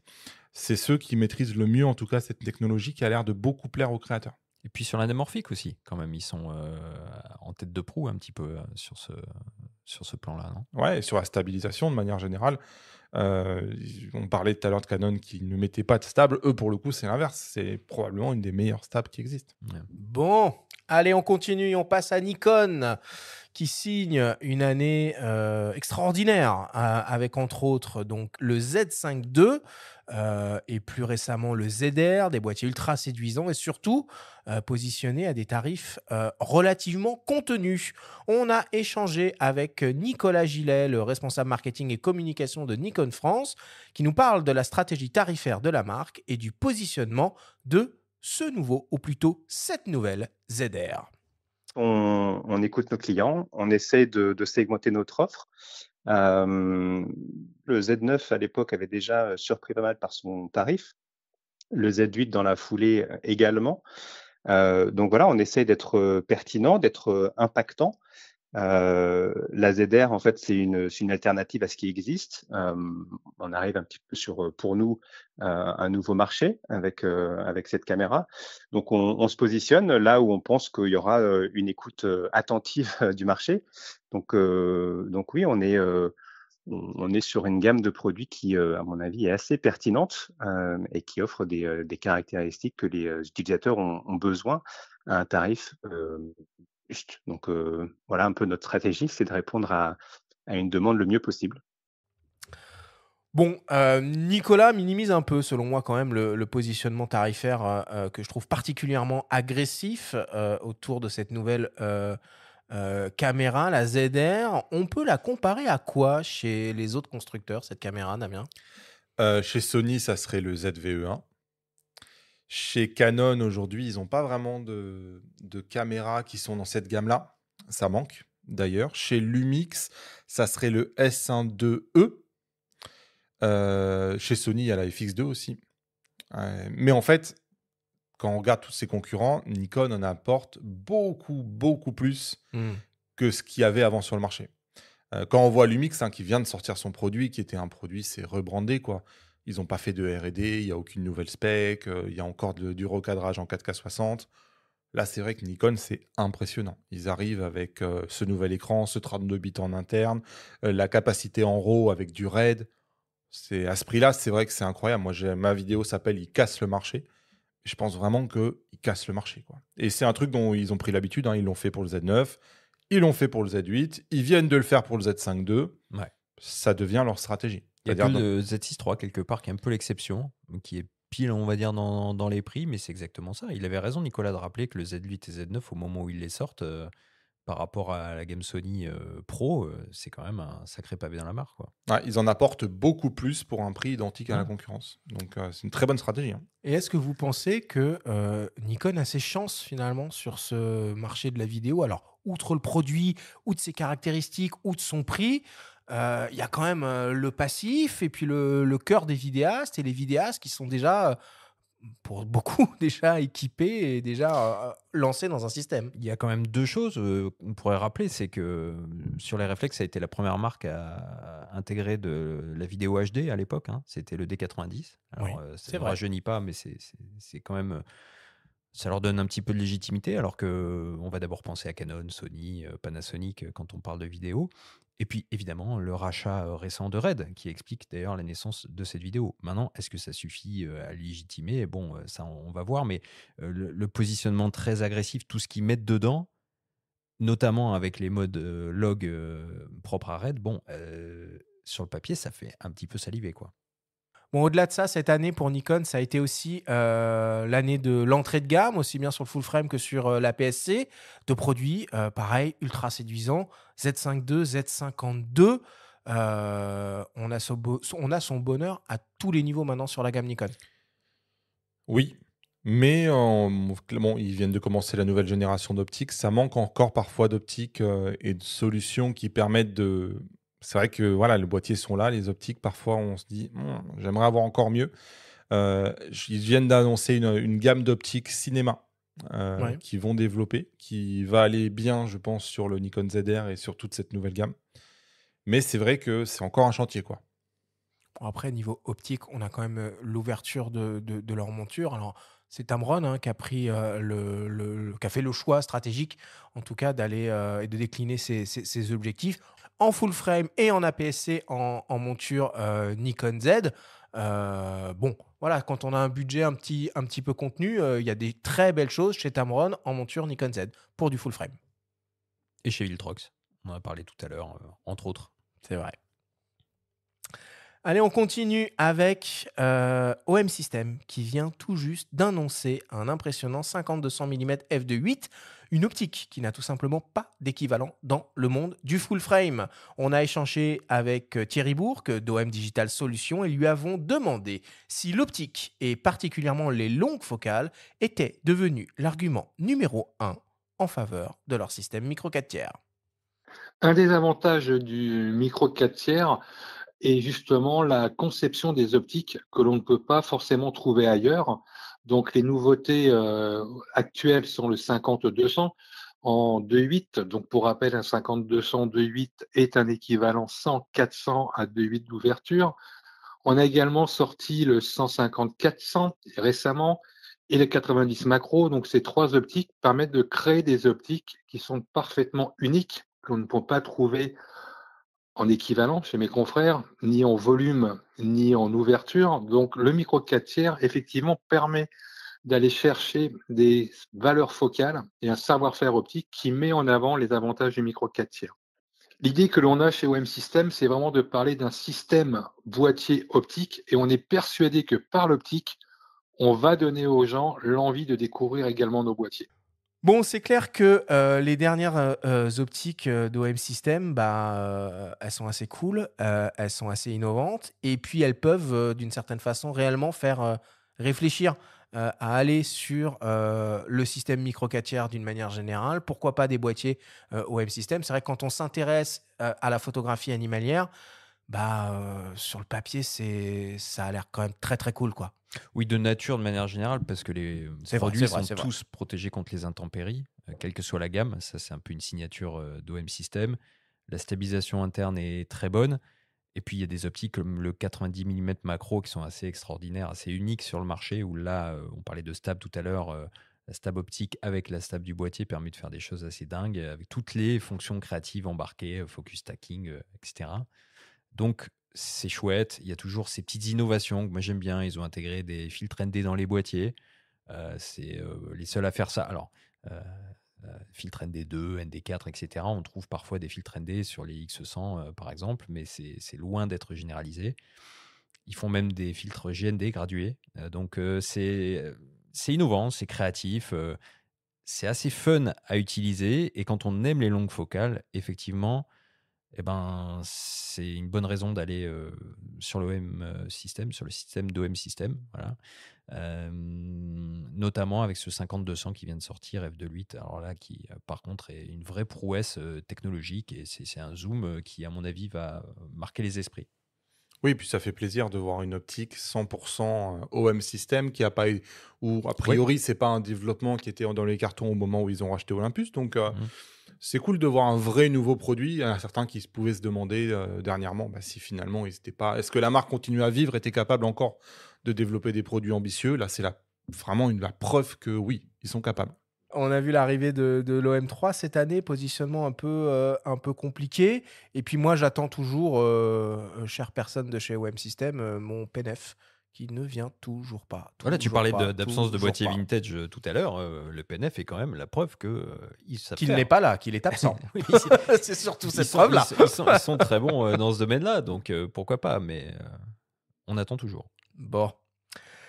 Ricoh, désormais. Ricoh qui a lancé une timide évolution de son compact expert APS-C légendaire, le Ricoh GR. Lorsque l'on voit le succès du GR et le succès de ce type de produit d'une manière générale, comme on l'a évoqué, les Leica Q, le Fujifilm X100 et désormais le Sony RX1 R3, on se demande finalement pourquoi le constructeur japonais ne lâche pas les chevaux, entre guillemets, sur cette gamme de produits. On écoute Yazid Belmadi de Ricoh Imagine Europe nous répondre et nous présenter les grandes différences entre le GR4 et le GR3. Oui, tout d'abord, je voulais juste préciser que le GR4 conserve le concept de la série GR, à savoir une qualité exceptionnelle et une compacité extrême. Donc, les évolutions par rapport au GR3, son prédécesseur, c'est un nouveau capteur rétroéclairé, un nouveau bloc optique, un nouveau processeur pour une mise au point beaucoup plus rapide.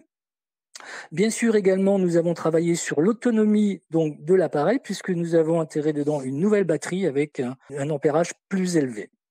La stabilisation qui était sur 3 axes jusqu'à maintenant est passée sur 5 axes, qui permet donc de travailler à main levée dans des conditions de lumière basses.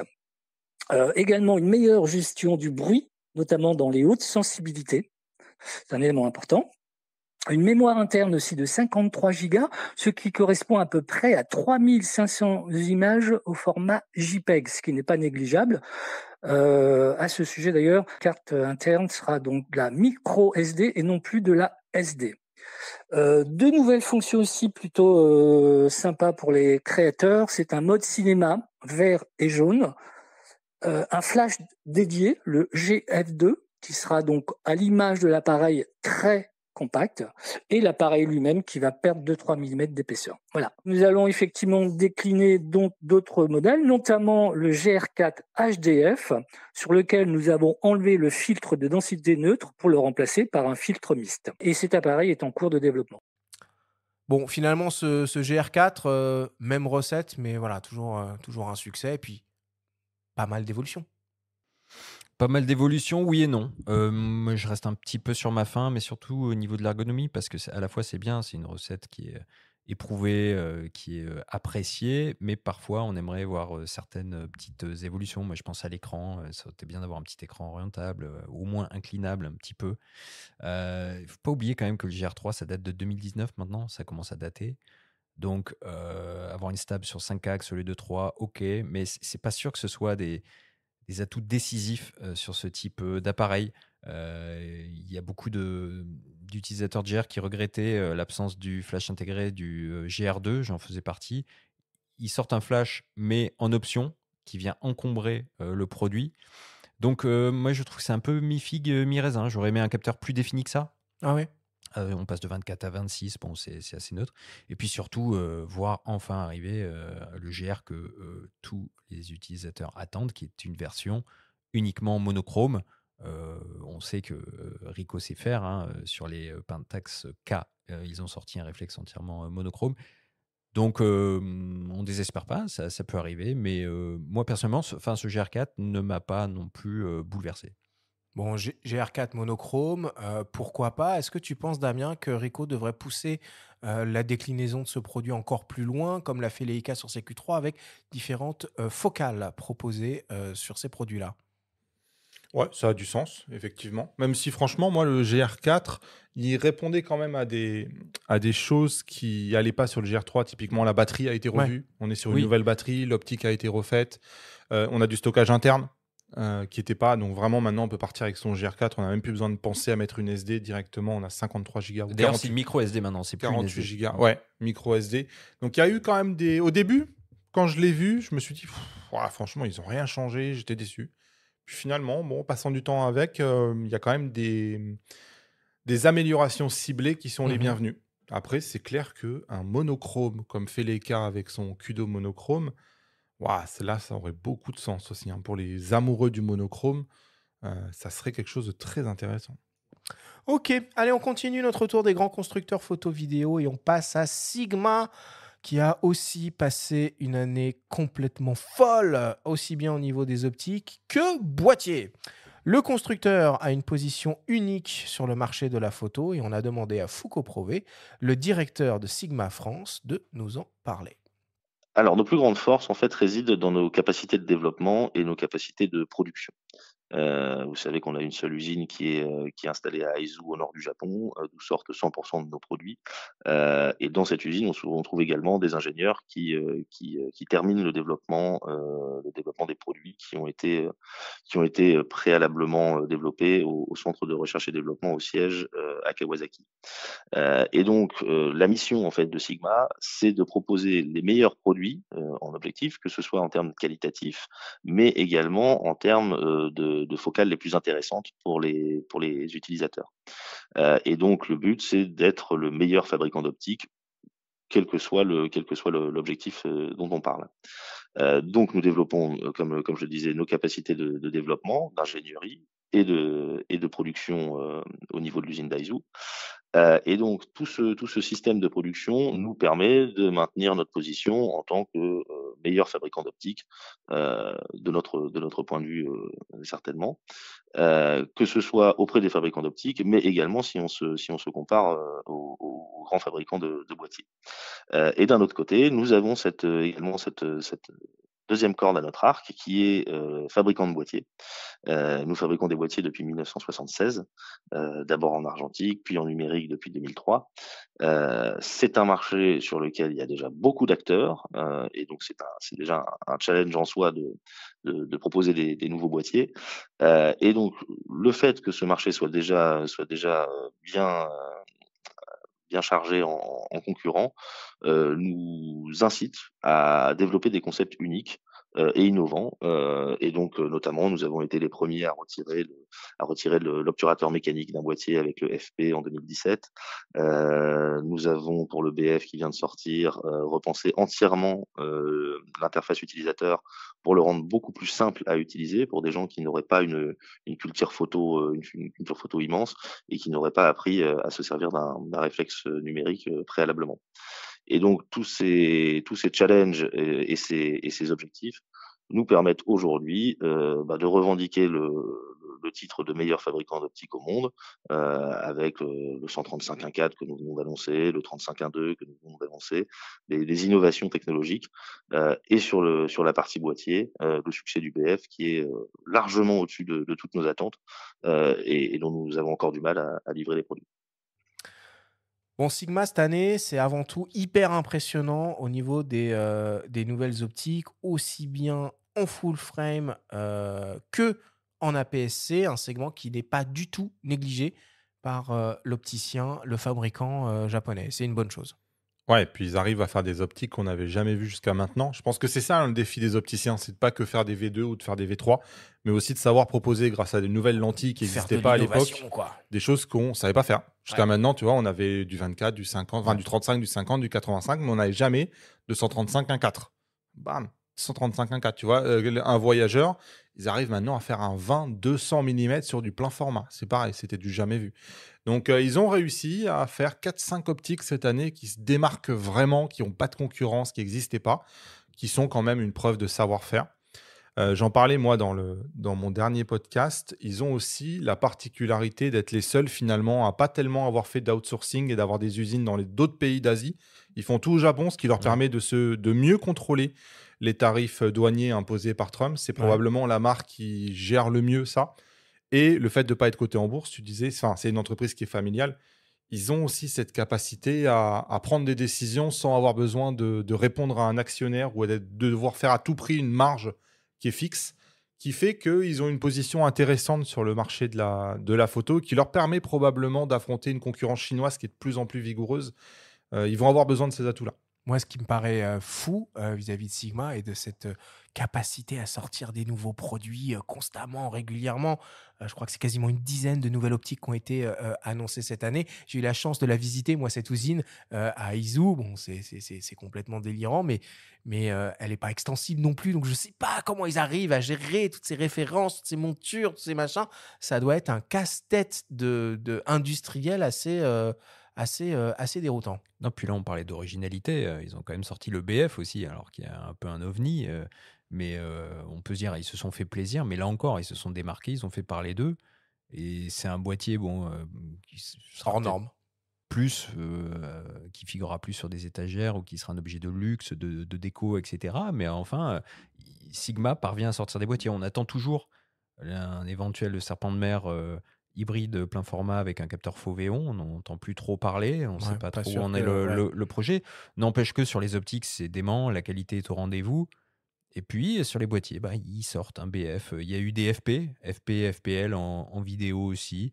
Donc, il y a cette audace-là, quand même. Comment tu l'as accueilli, toi, le BF, Damien ? Ouais, comme un objet étonnant. Beaucoup ont dit c'est le boîtier que ferait Apple s'il se lançait dans le monde de la photo, tu vois. C'est ce côté bloc d'aluminium brossé, fait d'une seule pièce, usiné avec 2 robots pendant je sais pas combien d'heures, tu vois. Ou Leica avait fait ça avec le T. Le T, ouais. Il y a quand même ce côté objet particulier avant de l'appareil photo, tu vois. C'est un objet. Ouais.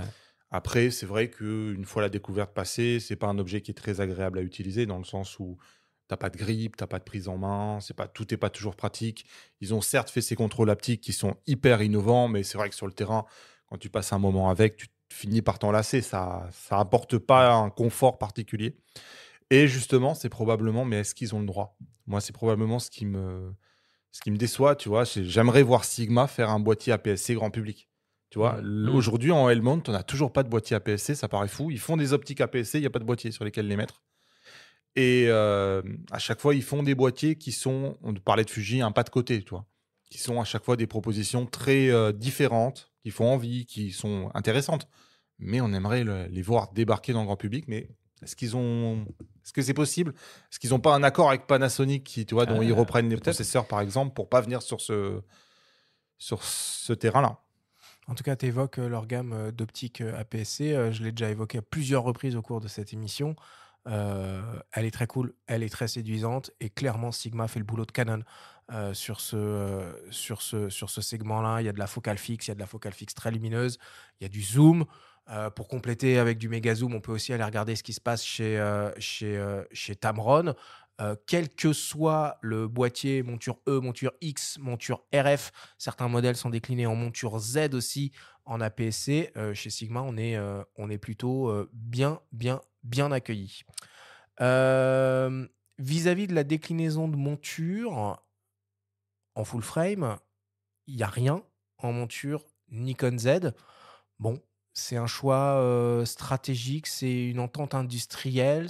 Comment tu sens les choses, toi, Damien? Non, il n'y a pas de choix pour moi. C'est contraint, c'est-à-dire qu'ils font ce qu'ils peuvent chez Sigma. Sony leur a ouvert la monture, mais pas à 100%, parce que là, ils viennent de sortir un 300-600 mm qui est idéal, tu vois, pour les photographes de sport, les photographes animaliers. Mais Sony leur dit, bah non, c'est 15 images par seconde maximum. Les mecs, ils ont des A9 3 à 120 images par seconde et ils sont limités à 15. Donc, clairement, ils font pas ce qu'ils veulent. Et c'est la même chose chez Nikon, hein. Je pense qu'ils seraient très désireux de sortir leur optique chez Nikon, mais je pense que Nikon a tout simplement fermé la porte parce qu'ils ont fait un deal avec Tamron qui probablement, d'un côté, récupère des optiques en marque blanche qui sont badgées Nikon.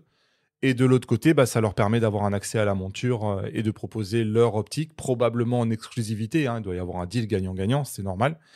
Donc, et Canon ne leur ouvre pas la porte, donc, ou du moins réservé à la PSC pour le moment. Donc je pense qu'ils sont contraints par ce qu'on leur permet de faire, en fait. Ok. Allez, on passe à l'incontournable Sony, resté assez calme cette année, mais qui a tout de même ressuscité à la surprise générale un boîtier vieux de plus de 10 ans avec le RX1R Mark III. L'année a été très calme en termes de nouveaux boîtiers à objectifs interchangeables Alpha, mis à part l'Alpha One Mark II. On s'est entretenu avec Fabrice Abuaf de Sony France et nous lui avons demandé de nous expliquer un peu les raisons de ce ralentissement dans le lancement de nouveaux produits. Alors, notre gamme mûrit chaque année en apportant son lot d'innovations. Et c'est vrai que ces innovations sont aussi sur beaucoup de secteurs très différents. La photo, la vidéo, les boîtiers eux-mêmes, les objectifs, les logiciels d'exploitation des boîtiers pour ouvrir à de nouvelles fonctions. Et c'est aussi un challenge d'innover pour nous et toutes les marques dans un contexte de maturité technologique du marché de la photographie et de la vidéo. Donc il faut aussi consolider les gammes, proposer des systèmes et des écosystèmes complets répondant à des réels usages de production. Donc on ne peut pas sortir, on va dire, 1-2 boîtiers exceptionnels, révolutionnaires tous les ans. C'est par cycle, les cycles prennent plusieurs années. Et puis, c'est pareil, les produits que nous sortons sont des produits qui sont faits pour durer, hein. Il n'y a pas cette stratégie d'obsolescence programmée. Le but du jeu, c'est qu'un boîtier puisse être utilisé longtemps. Donc c'est vrai qu'effectivement, en termes d'actualité, l'Alpha 7 IV, qui est notre cœur de gamme, il a déjà quelques années, mais on a quand même, sur l'année 2024-2025, eu pas mal d'actualités. Alors, on avait commencé déjà par beaucoup d'innovations avec la 9.3 et Global Shutter. C'est quelque chose qui demande énormément de recherche, donc ça a, je pense, mobilisé beaucoup d'ingénieurs. Et puis, sur l'année 2024, on a quand même sorti quelques boîtiers de référence qui sont dans différents secteurs. Le ZV-10 Mark II, en mode, on va dire, vidéo, vlog, mais plutôt expert. L'Alpha One Mark II, qui est quand même aujourd'hui un succès chez les photographes professionnels. Et voilà, donc on fait mûrir notre gamme, on la déploie, on la diversifie, on la complète, notamment avec la FX2 en vidéo, qui était un segment qu'on ne couvrait pas avec la FX3 et la FX30. Alors on sait qu'effectivement, il y a beaucoup d'utilisateurs qui attendaient une successeur de FX3. Donc c'est une FX2. En fait, ça a une vocation différente, beaucoup pour les gens qui veulent aller plus loin sur la vidéo, dans le mix photo-vidéo. Et puis le RX1R Mark III sur la partie compacte, où ça faisait une dizaine d'années qu'on n'avait pas sorti un compact expert. Donc on a remis à jour avec les technologies qu'on avait aujourd'hui développées. Et puis, c'est aussi beaucoup d'optique, donc on n'a pas chômé. D'une certaine façon, les ingénieurs ont beaucoup travaillé sur l'année 2024-2025 puisque au passage, on a sorti 7, 8 optiques, si on compte le 300 mm, avec des optiques compactes pour d'autres usages, des focales fixes, des versions 2, 85 GM2, 28-70 aussi f2, des très grandes ouvertures. Donc je pense que l'innovation et, on va dire, les gammes se développent pas de façon linéaire. En fait, il faut à un moment donné donner différentes priorités. Mais voilà, mais Sony est une société extrêmement innovante.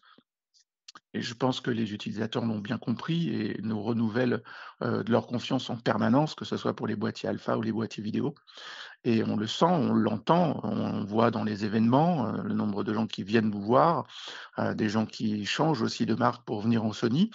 Et effectivement, ils sont impatients de voir la suite. Nous aussi, on est impatients de voir la suite.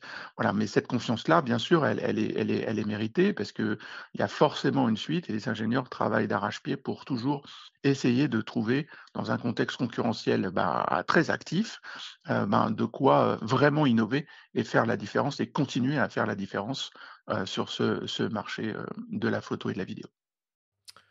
Bon, c'est vrai que Sony, c'est assez calme ces derniers temps et ça leur ressemble pas, Damien. Et oui, j'avais conclu l'année dernière en disant que l'année avait été particulièrement calme et que 2025 allait être tonitruant parce que c'était pas possible. Et 2025 est aussi calme que 2024. Donc, effectivement, très, très étonnant. Pour autant, on vient de le voir, hein, ils sortent en optique des choses qui sont quand même particulièrement Ouais, excitantes. en boîtier, hein, ils sont calmes. Hein. En boîtier, ils sont calmes. En optique, ils font quand même des choses qui sont, à chaque fois, on se dit, waouh, c'est quand même la référence à ce niveau-là. On vient de le voir avec le dernier macro, qui est probablement un des meilleurs macros au monde. Mais c'est vrai que niveau boîtier, et même, ça n'a pas été calme, ça a été agité dans le sens où ils ont sorti quand même 2 boîtiers qui ont été très mal accueillis par l'audience. Je suis désolé de le dire, hein, mais on parle d'un macro révolutionnaire ou d'optiques en f2 qui sont incroyables et ils sortent un RX1 Mark III avec une optique qui a 12 ou 13 ans qui clairement, on le dit, on peut pas dire d'un côté, on voit des nouvelles optiques, des nouvelles générations et compagnie et dire on reprend une optique d'il y a 13 ans et vous inquiétez pas, elle continue d'être aussi bonne qu'il y a 13 ans. Non, c'est pas possible. Ouais. Donc, c'est sûr qu'on était déçus. Et la FX2, c'est la même chose. On vient de parler du Nikon ZR. La FX2 est plus chère qu'un Nikon ZR. Et clairement, sur le papier, c'est un appareil photo emprisonné dans un boîtier de caméra, vendu comme une caméra. C'est vrai qu'on attend quelque chose de plus innovant de la part de Sony. Après, l'année n'est pas finie, on va dire, au moment où on enregistre cette émission. Donc, il y a encore un dernier trimestre où on peut espérer attendre un successeur, notamment de l'Alpha 7.4. Moi, j'attends surtout aussi un successeur de l'Alpha 7R5. C'est une gamme que j'aime beaucoup chez Sony. Mais tout ce que dit Damien, bah oui, on est obligé d'acquiescer parce que le RX1 R3 c'était un boîtier très très attendu, 10 ans d'attente quand même. Moi je comprends pas. 10 ans d'attente. Je comprends pas ce qu'ils ont fait. Donc c'est un boîtier au final quand même très cher avec effectivement une optique Zeiss datée et un capteur qui est plus défini qu'avant. Au-delà de ça. C'est surprenant. C'est surprenant. Maintenant, effectivement, faut quand même pas faut pas minimiser l'importance du renouvellement des optiques et des innovations. Enfin, le 50-150, c'est quand même très très belle optique. Ils ont pris de l'avance à ce niveau-là. Toutes les GM, les versions 2 des G-Master qui sont sorties ces dernières années, ça fait qu'aujourd'hui, un utilisateur Sony, il est plus que bien, quoi, hein, franchement. Mais on attend que Sony réagisse et on attend un successeur de l'Alpha 7.4 qui tienne la dragée haute au Z6 III, peut-être un futur R6. Et repositionne un petit peu Sony, quoi. Est-ce que vous pensez que Sony est en train ou a perdu sa position de locomotive de l'industrie ? Je crois pas, parce qu'ils ont toujours la monture la plus riche. Et c'est quand même cette monture, c'est leur force, numéro 1. Et je pense qu'ils avaient des produits qui étaient tellement en avance. Franchement, ils avaient un coup d'avance sur tout le monde. Ils ont des produits qui ont extrêmement bien vieilli. Des produits qui, encore aujourd'hui, 4 ans après, sont vraiment dans le coup. Et certes, la concurrence est revenue, mais elle a mis 4 ans à se mettre à leur niveau.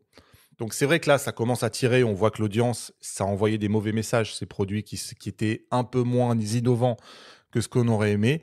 Mais pour l'instant, ça tient. Après, c'est sûr que si dans un an, on se revoit et que de nouveau, il n'y a rien qui a évolué, à un moment donné, la corde va forcément commencer à s'étioler. Ça ne peut pas durer Mais pour l'instant, je trouve que ça tient. Bah oui, et symbole, la 7.3 est toujours au catalogue, hein.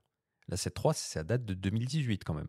Et Douglas me disait qu'il se vendait très bien. Mais bien sûr, mais C'est un choix de la raison, hein, la 7.3. Hein. mais non, mais la 7.3, quand on regarde ses specs, 24 millions, belle ergonomie, AF tout à fait correct, des Choix images de la raison. secondes, ça permet justement d'investir dans une gamme optique pléthorique. Donc, on est peut-être sévère avec Sony parce qu'on en attend plus. Bah, on est sévère parce qu'on les aime. Mais non, mais c'est peut-être qu'ils sont allés aussi sur des évolutions. Ils ont bousculé le marché avec l'Alpha 9.3 et Global Shutter. Est-ce qu'ils sont pas allés peut-être un peu trop vite à ce moment-là? Je sais pas. Il y a peut-être un virage stratégique qu'on a du mal à percevoir. On en attend toujours un petit peu plus parce que les produits, par contre, sont excellents. Allez, on termine avec l'opticien Tamron qui cette année a finalisé le passage en G2 de sa sainte trinité des zooms f2.8 constant avec l'arrivée du nouveau 16-30 mm f2.8 G2. Damien, est-ce que ces séries G2 apportent leur lot de nouveautés et d'améliorations par rapport aux premières générations? Et oui, c'est ce qu'on voyait, c'est ce qu'on disait tout au long de l'émission. Le fait est que la technologie des verres permet aujourd'hui d'avoir des designs qui sont plus compacts, qui sont plus légers. Tamron a eu je pense, l'exclusivité avec Sony d'un petit port USB-C lié à une application qui permet de configurer les optiques et de faire des Tamron choses. Lens Utility. Et oui, de faire des choses que Sigma visiblement n'est pas autorisé à faire. Et je trouve qu'à chaque fois, Tamron avait la particularité de faire des 28-70. Là, ils essayent de gagner à chaque fois 1 mm ou 2. On se rapproche quand même de ce que. Enfin, on est de plus en plus proche des optiques traditionnelles. Et à chaque fois, toujours en meilleur autofocus, meilleur piqué. C'est juste qu'il y en a peut-être un peu moins de nouveautés. On parlait de Sigma qui avait une année pléthorique. Là, c'est vrai qu'il y a un peu moins de nouvelles optiques chez Tamron. On a des optiques qui existent en Sony qui sont adaptées en Nikon. Ouais. Mais c'est vrai qu'en vraie nouvelle optique Tamron, il y en a un peu moins qu'avant. Il y a eu un petit 90 mm macro quand même, la c'était il y a un seule an. focale fixe. Quoi. Ouais, mais c'était Oui, il y a un je an. l'ai rentré dans cette année quand même. Ça date déjà. Non, mais c'est marrant parce que c'est vrai que sur le grappillage de millimètres, le 16-30, donc, qui remplace en réalité un 17-28, donc ça grappille au grand angle et ça grappille au télé. C'est assez innovant. Donc maintenant, il faudrait peut-être qu'ils sortent une version G2 de leur 70-180, je crois. Je suis pas sûr qu'ils l'aient fait encore. Si, ils l'ont fait pour Sony. Ouais, pour Sony, pardon. Si. Et donc elle n'est pas encore déclinée pour en Nikon. Nikon. Voilà, pour Nikon, c'est peut-être les Nikonistes vont attendre ça parce qu'elle existe au sein de la gamme Nikkor, badgée Nikon. Du coup, on en parlait tout à l'heure. Mais non, mais c'est vrai que Tamron, c'est pas le même rythme et c'est pas la même force de déploiement que Sigma, mais bon, ils ont leur charme et puis un rapport qualité-prix en général assez favorable, quoi. Bon, et Tamron, c'est aussi un peu le spécialiste du méga zoom avec 3 nouveaux produits annoncés cette année. Là, un 25-200 mm qui va arriver, f2.8 5.6, un 28-300 mm et un peu moins polyvalent, un 50-300 mm quand même. Ouais, alors méga zoom, moi je suis pas de cet avis parce que pour moi un méga zoom c'est justement, on parlait du développement des 800 mm, pour moi c'est ça un méga zoom. Zoom polyvalent si tu préfères. Et justement, moi je trouve qu'il devrait refaire un 150-600, tu vois, c'était là au moment des réflexes. La version G2 des réflexes, formidable optique. Et là on comprend pas qu'il se soit arrêté à 500 mm.